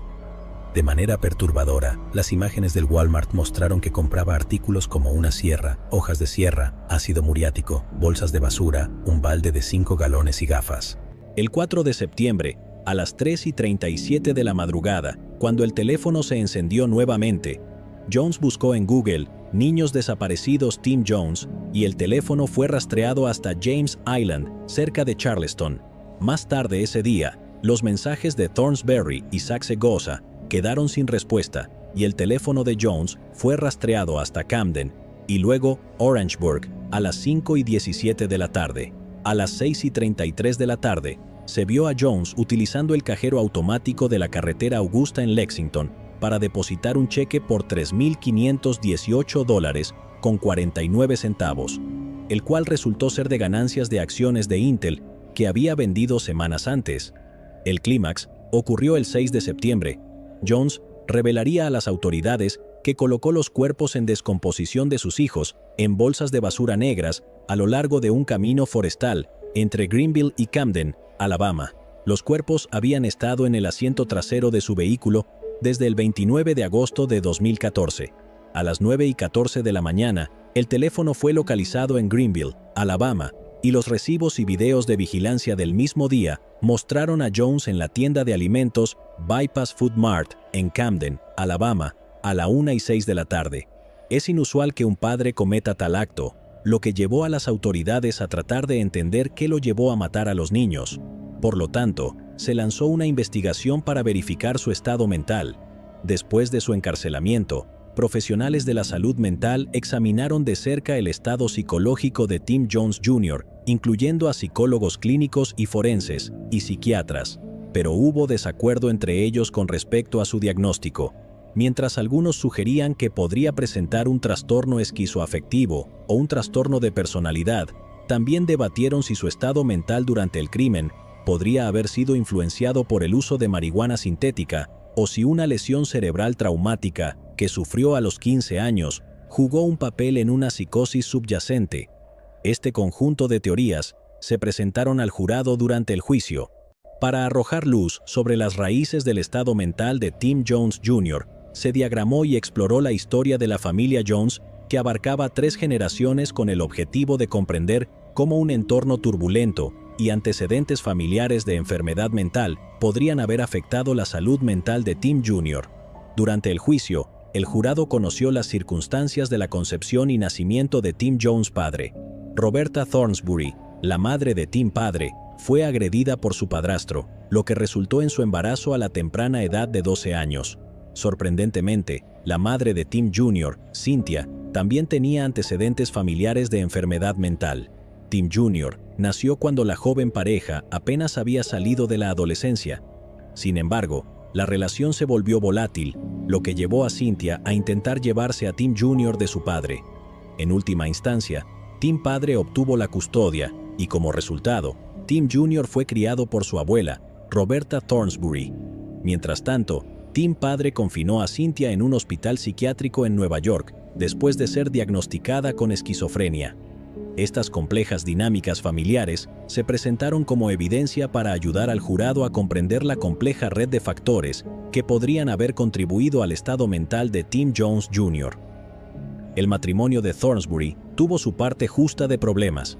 Numerosos incidentes del matrimonio involucraron llamadas a la policía por tiroteos, apuñalamientos, posesión de drogas y abuso físico y de alcohol. El entorno parecía todo menos estable. A medida que pasaban los años, Tim padre pasó por varios matrimonios, divorciándose de Cynthia y casándose con Caroline, con quien tuvo 2 hijos más. Cuando Tim tenía 9 años, se encontró en una familia disfuncional y a medida que pasaban los años, presenció cómo su padre se casaba nuevamente, esta vez con una mujer llamada Julie, cuando Jones tenía 16 años. Tras su liberación, Jones conoció a Amber y se casaron. Jones tenía una relación tensa con su padre, lo que se intensificó durante las vacaciones de Navidad de 2012. lo que llevó a 18 meses de silencio entre ellos. Las vacaciones de Navidad de 2012 sería la última vez que el padre de Jones vería a los niños. El juicio comenzó el 15 de mayo de 2019 y se presentaron testimonios de varias personas que arrojaron luz sobre el atroz crimen cometido por Jones. Funcionarios encargados de hacer cumplir la ley, expertos en salud mental, oficiales correccionales, maestros, administradores escolares, niñeras e incluso miembros de la propia familia de Jones testificaron para presentar sus relatos. Desde el principio, la culpabilidad de Jones era innegable. Había confesado el crimen y las pruebas en su contra eran abrumadoras. A pesar de esto, la defensa buscó establecer que el hombre padecía una enfermedad mental grave y, por lo tanto, no era totalmente responsable de sus acciones. Sin embargo, cuando el jurado emitió el veredicto de culpabilidad, rechazaron inequívocamente el argumento de la defensa. Con la culpabilidad establecida, el enfoque se centró en determinar el castigo adecuado por los asesinatos. Durante la fase de sentencia, la acusación llamó a maestros y antiguas niñeras para describir el trauma infligido por la pérdida de estos niños inocentes. Aunque no fueran parientes biológicos, sus testimonios pintaron una imagen del impacto de las acciones de Jones en sus vidas. La defensa no presentó expertos para respaldar su caso, pero se basó en súplicas de clemencia de los familiares de Jones, quienes abogaron por una sentencia de cadena perpetua en lugar de la pena de muerte.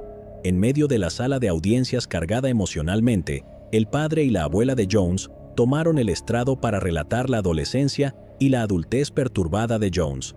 Sin embargo, sus testimonios entre llantos se opusieron firmemente a la idea de que enfrentara la pena de muerte. Al día siguiente, Amber Kaiser, la madre de los niños y la esposa de Jones, regresó al estrado por segunda vez en el juicio.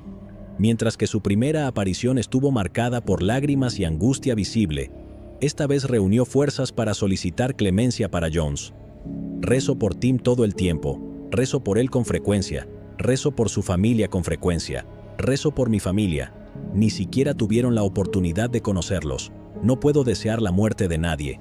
A pesar de sus propios sentimientos de querer hacerle daño, reconoció los sentimientos de sus hijos y creía que no hubieran querido que su padre muriera. Espero clemencia para ti, rezo por ti con frecuencia, y digo eso sin excusar lo que has hecho. Expresó valientemente su disposición a aceptar cualquier decisión que el jurado tomara.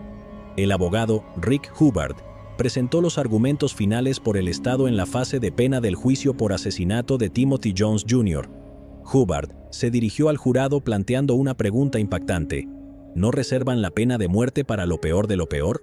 ¿No es él, señalando a Tim Jones, el peor de los peores? Tim Jones, un hombre que asesinó brutalmente a sus 5 hijos. Mientras Hubbard continuaba, instó al jurado a considerar el tipo de hombre que Jones realmente era, un asesino que traicionó sin escrúpulos la confianza de su propia carne y sangre, arrebatándoles sus preciosas y jóvenes vidas. Reflexionando sobre la infancia tumultuosa de Jones, Hubbard reconoció que en medio del caos, su familia había intentado protegerlo, reconociendo algo especial en él. El padre de Jones, a pesar de sus imperfecciones, había amado a su hijo y su abuela también había expresado su amor por él, aunque también reconocía sus tendencias egoístas.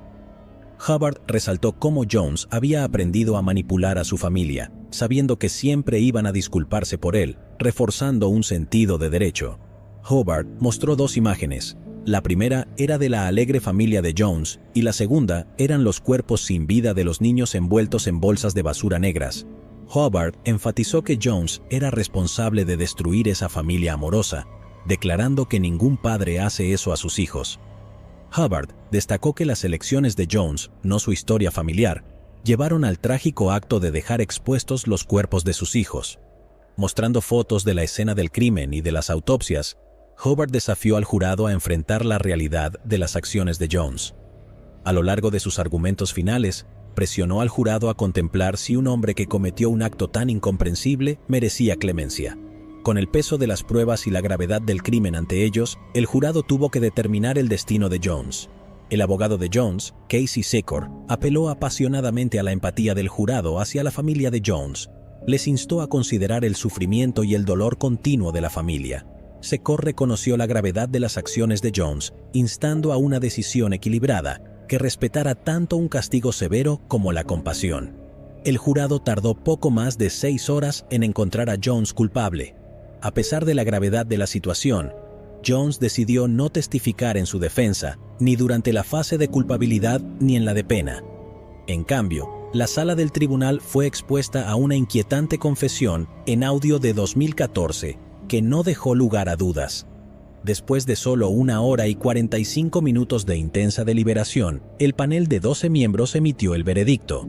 La pena de muerte fue una consecuencia automática en este caso. Los jurados consideraron cuidadosamente cualquier circunstancia atenuante antes de llegar a su decisión unánime de condenar a Jones a muerte. Los 12 jurados tuvieron que estar de acuerdo y firmar el formulario del veredicto antes de que el juez pronunciara formalmente la sentencia de muerte. Mientras la familia Jones salía solemnemente del tribunal, se mantuvieron callados y no hicieron comentarios a la prensa, pero este no sería el final del caso.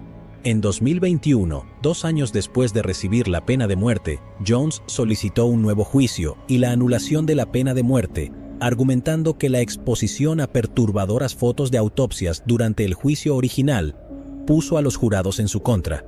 El abogado Robert Dudek argumentó que Jones, quien sufre de esquizofrenia, fue juzgado de manera injusta. La defensa afirmó que la inclusión de imágenes espeluznantes de autopsias sesgó la sentencia contra Jones y que los fiscales tergiversaron las consecuencias de una declaración de demencia. Estas imágenes, tomadas 9 días después de la muerte de los niños, generaron preocupaciones sobre la imparcialidad. La defensa también se opuso a la exclusión de los testimonios de expertos que desafiaban la salud mental y el diagnóstico de Jones. El fiscal Rick Hubbard defendió su decisión de incluir las fotos, enfrentando críticas de los jueces por potencialmente manipular las emociones de los jurados. Por lo general, el tribunal permite argumentos sólidos de la defensa en casos de pena de muerte, pero surgieron preocupaciones sobre el manejo del juicio. Sin embargo, en marzo de 2023, la Corte Suprema de Carolina del Sur rechazó la apelación de Jones. El tribunal reconoció que se cometieron 2 errores durante el juicio, pero los consideró errores sin importancia que no justificaban la anulación de la condena o la sentencia.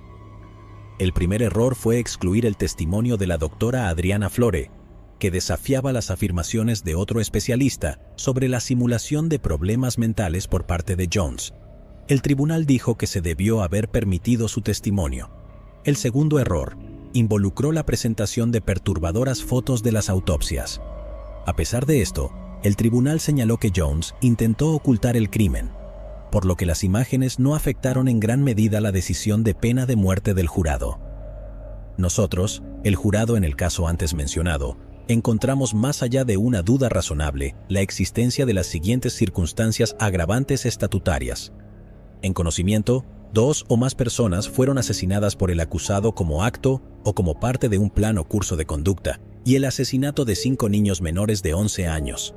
Ahora recomendamos a la Corte que el acusado Timothy R. Jones Jr. sea sentenciado a muerte. Las emociones dentro de la familia de Jones deben haber sido inimaginables. Perder a los 5 niños y enfrentar la posibilidad de la ejecución de Jones debe ser una carga muy pesada. Los fiscales y abogados defensores encargados de debatir sobre las horribles circunstancias del caso seguramente son atormentados por las imágenes perturbadoras y la propia confesión de Jones, y sobre todo por la madre de los niños, quien ha soportado un dolor indescriptible desde ese fatídico día del 28 de agosto de 2014. ¿Crees que ella será capaz de recoger los pedazos y comenzar de nuevo? ¿Piensas que la pena de muerte es un castigo adecuado para Jones, o debería el jurado haber optado por una condena a cadena perpetua, dada la salud mental de Jones? El 3 de noviembre de 1998, Maddie Clifton, de 8 años, desapareció misteriosamente de su casa en calle Outsider en Jacksonville, Florida. Ese era un momento más seguro y tales crímenes eran inusuales. Entonces, el pánico y las preocupaciones se extendieron como reguero de pólvora, obligando a todo el vecindario a unirse en una búsqueda desesperada por la niña. Sin embargo, había una persona en el grupo de búsqueda que pretendía buscar a Maddie, pero en realidad era la que había matado sin piedad. Sin embargo, los detalles del incidente conmocionaron a la comunidad y dejaron a las familias tambaleándose durante años. ¿Qué pasó con Maddie? ¿Quién la había asesinado y por qué? Ubicada en la esquina noreste del estado Sunshine de Florida, Jacksonville, en el condado de Duval, es una ciudad vibrante y de diversos escenarios, que ofrece una mezcla perfecta de comodidades modernas y belleza natural. Con su impresionante costa, vistas al río y una rica escena cultural, Jacksonville tiene algo que ofrecer a cada visitante, así como a los propios residentes. Siendo la ciudad más grande de Florida por su área, Jacksonville cuenta con una mezcla única de barrios, cada uno con su propio encanto y personalidad. Sus 875 millas cuadradas albergan a unas 970,000 personas. Desde las históricas calles de Riverside en Avondale hasta el bullicioso centro de la ciudad, siempre hay algo emocionante que explorar. Los lugareños, conocidos por ser cálidos y amables, también se enorgullecen de la belleza natural de su ciudad. El estilo de vida de Jacksonville gira en torno a las actividades deportivas y recreativas. Los residentes a menudo pueden encontrarse disfrutando del aire libre y practicando deportes. Fue lo que Maddie Clifton, de 8 años, quería hacer esa fatídica noche cuando desapareció. La tarde del 3 de noviembre de 1998 fue un día regular en el barrio de Lakewood. Maddie, habiendo regresado de la escuela, fue a la casa de su vecino y llamó a la puerta para ver si su amigo Joshua Phillips quería jugar. Joshua, de 14 años, estaba en su habitación jugando en su computadora cuando escuchó que llamaba a su puerta, pero su padre le había prohibido jugar con una chica. El amigo y vecino de Maddie, Joshua Earl Patrick Phillips, nació el 17 de marzo de 1984 en Allentown, Pensilvania. Sus padres, Stephen Melissa Phillips, criaron a Joshua en un hogar estricto, donde el verdadero control descansaba en las manos de su padre. Steve era un especialista en computación de profesión que tenía problemas con las drogas y el alcohol, lo que lo llevó a actuar de forma violenta hacia Melissa y Joshua. Por tanto, tanto la madre como el hijo vivían con miedo hacia él. Steve tenía reglas estrictas para su hijo, y no le gustaba cuando otros niños visitaban su casa cuando él no estaba allí. Especialmente, no le gustaban las chicas jóvenes, y Melissa nunca pudo averiguar por qué. Steve decidió mudar a la familia a Jacksonville, Florida. Joshua siempre había estado cerca de sus hermanastros Daniel y Benji, yendo a conciertos y películas juntos. El traslado a Florida significaba que los chicos estarían separados. Incluso Daniel y Benji le suplicaron a su padre que no llevara a Joshua a Florida para que la familia no se separara, pero su padre no los escuchó. Joshua no tuvo más remedio que dejar atrás a sus hermanastros y comenzar una nueva vida. Sin embargo, el chico tenía talento para hacer amigos y llevarse bien con la gente. Era conocido por ser un joven gracioso, siempre bromeando y haciendo reír a los demás. Así, poco después de mudarse a Florida, se las arregló para hacer nuevos amigos y fue muy querido por sus compañeros de clase. Él era un estudiante de 9º grado con promedio AC en las academias de tecnología Philip Randolph. Además de ser un apasionado de los deportes, le encantaba jugar béisbol con otros niños en su vecindario, pero no todos los compañeros de juego de Joshua eran chicos. A través de un amor común por el deporte, conoció a una de sus compañeras de béisbol habituales, Maddie, que vivía justo enfrente. Madeline Ray Clifton era popularmente conocida como Maddie. Nació el 17 de junio de 1990, de Sheila y Steve Clifton. Ella creció en Jacksonville, Florida, con su hermana mayor Jessie durante un tiempo, en el cual los niños tenían la libertad de jugar afuera sin preocuparse. Por supuesto, asistió a la Escuela Católica de San José en 3er grado. Maddie era una niña alegre y extrovertida. Era poco femenina y le encantaba jugar al baloncesto para su equipo escolar. También le gustaba el béisbol. Juntos, Joshua, de 14 años de edad, y Maddie, de 8, hicieron un dúo dinámico en las calles del barrio, una lanzando y el otro bateando. La proximidad de sus casas les ayudó a pasar más tiempo juntos y se hicieron amigos sin tener en cuenta la diferencia de edad de 6 años. Sin embargo, el padre de Joshua le había dado una seria advertencia sobre mantenerse alejado de Maddie, diciendo que ella era demasiado joven para ser su amiga. Sin rechistar, obedeció las palabras de su padre, porque sabía lo enojado y aterrador que podía llegar a ser.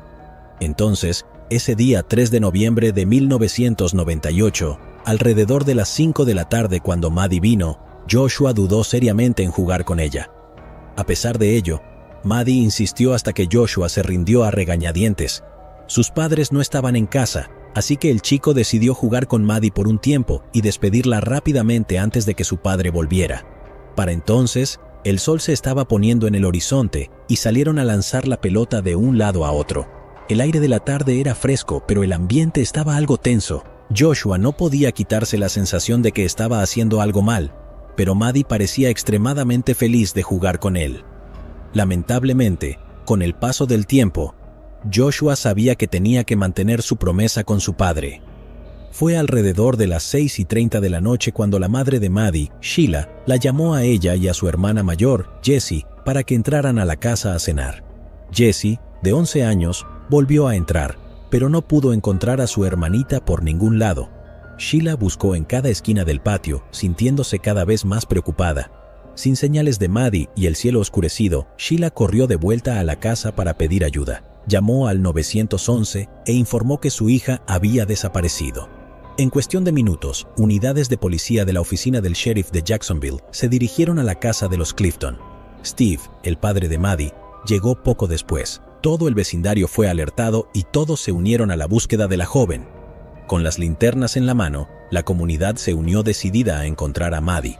Agentes de policía, vecinos y amigos peinaron las calles, parques y callejones, con la esperanza de echar un vistazo a la joven.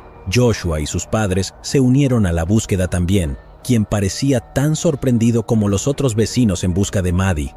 A medida que las horas pasaban sin señales de Maddie, la preocupación y la ansiedad crecían en la comunidad.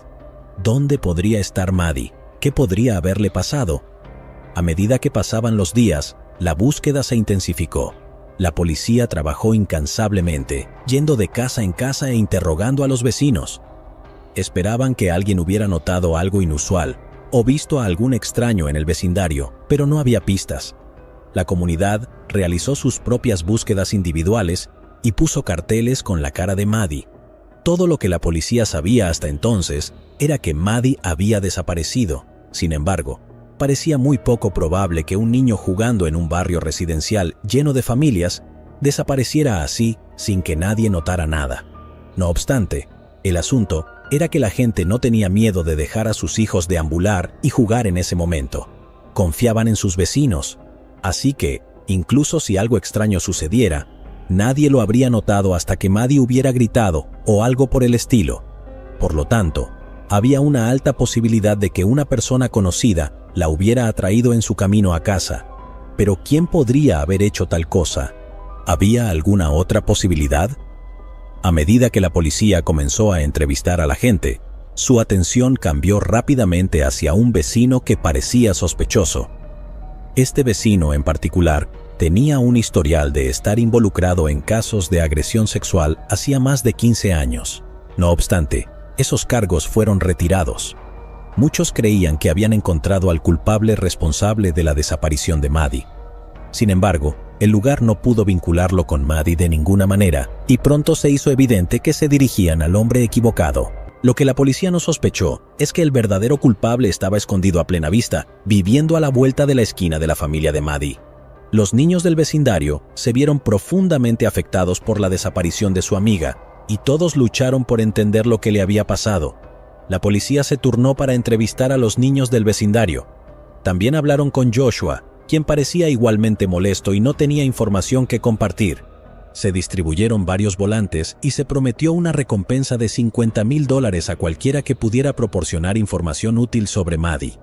Luego, en la mañana del 10 de noviembre de 1998, el misterio tomó un giro sorprendente. Joshua fue a la escuela como de costumbre y su madre Melissa le dio un beso de despedida. Luego hizo sus tareas diarias. Necesitaba ordenar la habitación de Joshua y había estado dudando en hacerlo, dado lo estresado que estaba Joshua por la desaparición de Maddie. Sin embargo, ella sabía que era hora de hacerlo porque su habitación tenía un olor extraño. Al entrar en la habitación de arriba de su hijo, Melissa pensó que vio la fuente del problema. Había un pequeño charco al pie de la cama de agua de Joshua. Pensó que quizás el agua derramada estaba causando el hedor. Agarró un extremo del colchón y lo despegó del rodapié. Casi inmediatamente lo soltó y dio un paso atrás. Luego estaba girando y corriendo por las escaleras y saliendo a la calle donde encontró a un oficial de policía. Había un pie humano asomándose bajo el lecho de agua de Joshua. En cuestión de segundos, los coches de policía inundaron el barrio de Jacksonville y las sirenas sonaban sin cesar en la calle fuera de la casa de los Phillips. A medida que la investigación se desarrollaba, las autoridades encontraron más evidencia horripilante en la habitación de Joshua. Escondida dentro de los confines de su habitación aparentemente ordinaria, fueron hallados los restos de Maddie de 8 años de edad. Fue encontrada sin ropa de cintura para abajo. Los oficiales rápidamente acordonaron la residencia de Phillips con cinta de la escena del crimen para controlar a la creciente multitud. Entre ellos estaban Sheila y Steve Clifton, que acababan de terminar una entrevista con un canal de medios. Se preguntaban ansiosamente qué pasaba y rezaban para que no tuviera nada que ver con su hija. La verdad fue revelada cuando un oficial de policía se acercó a Sheila y la escoltó de vuelta a casa. Ella sabía que algo estaba mal. Los policías llevaron a la hermana de Maddie, Jessie, a IHOP, una cadena de restaurantes de panqueques, y fue entonces cuando el oficial le dijo a Sheila que el cuerpo sin vida de Maddie había sido descubierto escondido bajo la cama de Joshua Phillips.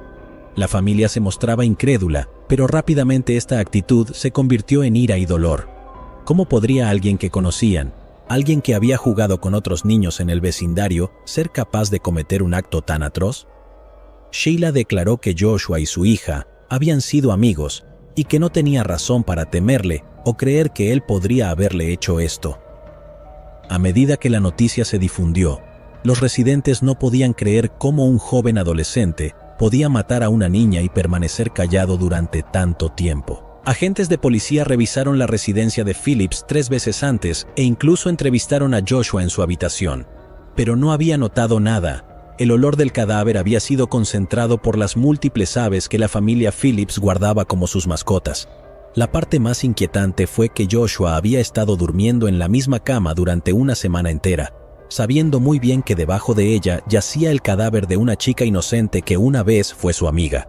Incluso había participado en la búsqueda para encontrarla, cuando entendía claramente que ella yacía muerta en su propia habitación. Mientras las unidades del CSI calmaban la escena, un coche patrulla corrió hacia la escuela de Joshua con una misión urgente. Tenían que llevarlo a la comisaría local para interrogarlo. Dentro de la estación, un detective lo sentó en presencia de sus padres, ya que solo tenía 14 años y era menor de edad. Joshua sabía que no podía negar su participación en la muerte de Maddie, así que en su lugar ideó una mentira. Según Joshua, Maddie había llegado a su puerta emocionado para jugar un juego de béisbol juntos. Él aceptó a regañadientes por temor a lo que su padre diría si se enteraba, pero como jugaron un accidente, sucedió. Su poderoso swing hizo que la pelota golpeara a Maddie en la cara, causando que gritara de dolor. Feroz, empezó a pensar en soluciones cuando se dio cuenta de la gravedad de la lesión. Ella estaba sangrando por una herida sobre su ojo. Joshua no debía estar jugando con Maddie y ahora no solo había desobedecido a su padre, sino que también la había lastimado. Sabía que su padre llegaría pronto a casa y se aterrorizaba ante su ira. En un momento de pánico, decidió llevar a Maddie a su habitación con la esperanza de calmarla y mantenerla callada. Joshua explicó que arrastró a Maddie a su habitación, tratando de silenciar sus gritos. A pesar de ser arrastrada en el suelo de esa manera, la parte inferior de su ropa se había desprendido. Maddie estaba continuamente llorando y sangrando.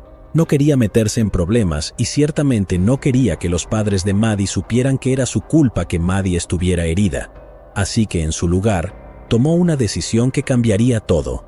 La golpeó en la cabeza 2 veces con el bate de béisbol y usó su navaja de bolsillo para apuñalar su garganta. Joshua no quería que nadie descubriera que accidentalmente había herido a Maddie, así que la mató intencionalmente. Luego, considerando el trabajo hecho, escondió el cuerpo de Maddie bajo su cama de agua, desesperado por borrar toda evidencia. En ese momento su padre Steve regresó a casa. Joshua interactuó con su padre durante algún tiempo y regresó a su habitación. Encontró que Maddie todavía estaba viva y gimiendo de dolor. Preocupado de que su padre la escuchara, Joshua la sacó, le cortó la garganta y la apuñaló en el pecho. Esta vez Maddie se quedó quieta. Empujó su cuerpo bajo el colchón una vez más y salió de la casa para unirse a la búsqueda para encontrarla.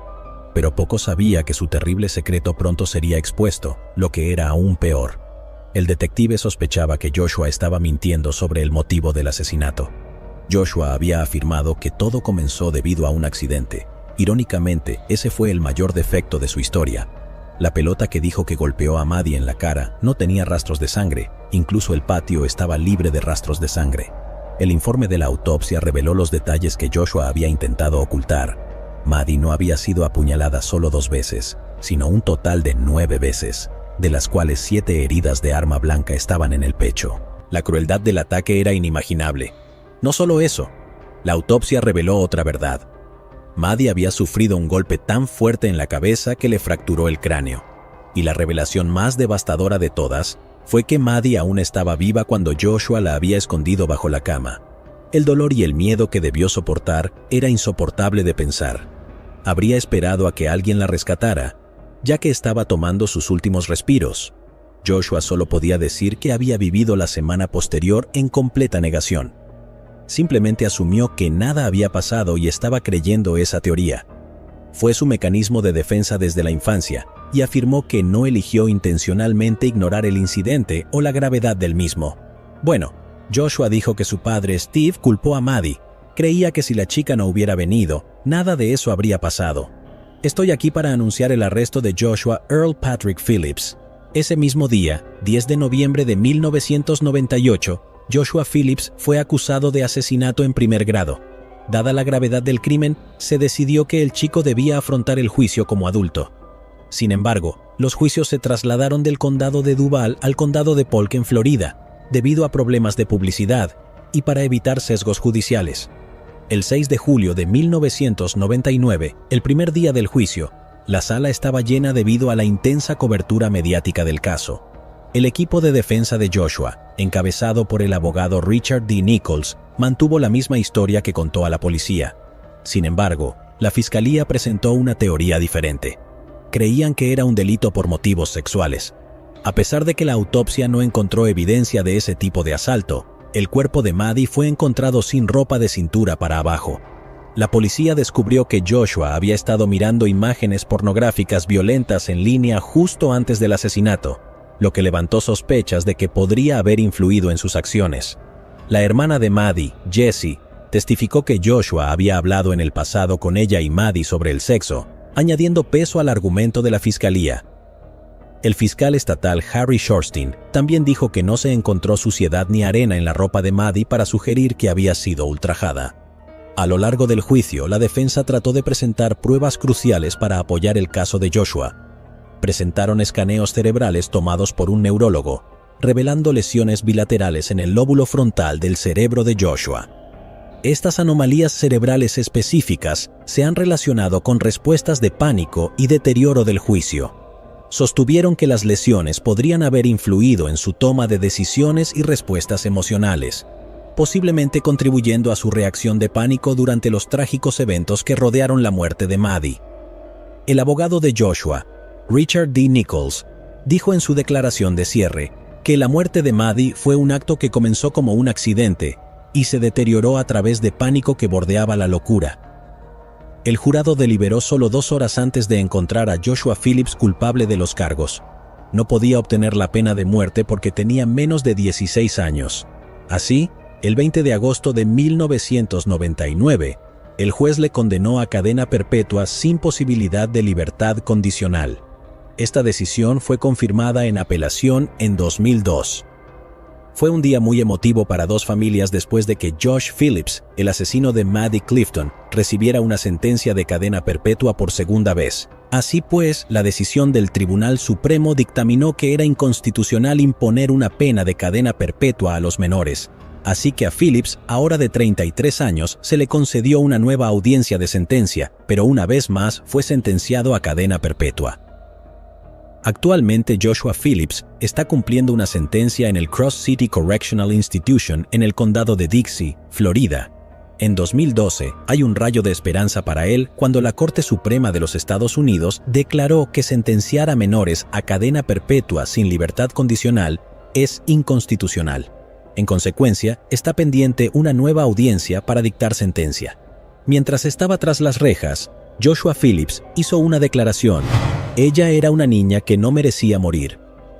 Joshua sabía lo que había hecho y decidió pasar la mayor parte de su tiempo estudiando. A pesar de que le dijeron que era demasiado joven, completó con éxito su desarrollo de educación general o pruebas de GED. Incluso tomó clases universitarias por correspondencia. Detrás de los muros de la prisión, Joshua también encontró un propósito en ayudar a otros. Trabajando como asistente legal, ayuda a otros reclusos con sus apelaciones legales. Además, sirve como tutor, guiando a otros prisioneros en sus viajes educativos. Toca la guitarra en una banda y también ha encontrado consuelo en las prácticas religiosas, participando en servicios cristianos, zazen y yoga. Está tocando una guitarra en una banda de rock, me llama ahora y dice que puedes entrar en YouTube y tocar Green Eyed Lady de Sugarloaf. Así que puedo ver si tengo la parte de la guitarra correcta. Con el tiempo, Joshua se ganó el reconocimiento por su comportamiento positivo y comportamiento mientras estaba encarcelado. Incluso durante su apelación de 2017, la fiscalía lo reconoció como un prisionero modelo. A pesar de su crecimiento personal, algunas heridas siguen sin cicatrizar. En 2008, Joshua se negó a escribir una carta de disculpa a la afligida familia de Maddie Clifton, afirmando que creía que merecían una disculpa en persona para ver verdaderamente su sinceridad. Sin embargo, la madre de Maddie, Sheila, no expresó interés en reunirse con él. Lo siento mucho por lo que pasó. Lo aplaudo por poder levantarse y hacer lo que hizo porque sé que fue difícil. El perdón no está en mis manos. Soy cristiano. Creo en Dios y me siento como al final del día. Ese no es mi trabajo. Tras el juicio, los padres de Maddie se divorciaron, mientras que el padre de Joshua, Steve Phillips, falleció en un accidente automovilístico el 27 de junio de 2000. A partir de la última información disponible, Joshua Phillips, ahora 39 años de edad, continúa cumpliendo cadena perpetua en Cross City Correctional Institution. Su viaje es un recordatorio conmovedor de que las acciones pueden tener consecuencias duraderas, y el camino hacia la redención a menudo está pavimentado con decisiones difíciles y crecimiento personal. La pérdida de una vida joven siempre es un golpe devastador, ya que deja un vacío que nunca se puede llenar. Mientras que la justicia fue servida con la convicción de Joshua Phillips, nunca podrá deshacer el dolor y la angustia que la familia de Maddie soportó en la comunidad. Esto nos lleva a considerar la importancia de la intervención temprana y el apoyo de salud mental para los adolescentes con problemas. También enfatiza la necesidad de fomentar un ambiente compasivo en la casa que nutra a sus miembros jóvenes. Aunque Joshua fue el que cometió estos actos violentos, no se podía ignorar que su padre no era un gran modelo a seguir, especialmente cuando podía culpar a una víctima de 8 años. Independientemente de los motivos de Joshua, ¿crees que Steve Phillips fue de alguna manera responsable de enseñarle a su hijo que la violencia era la clave de todos los problemas? ¿Crees en la historia de Joshua?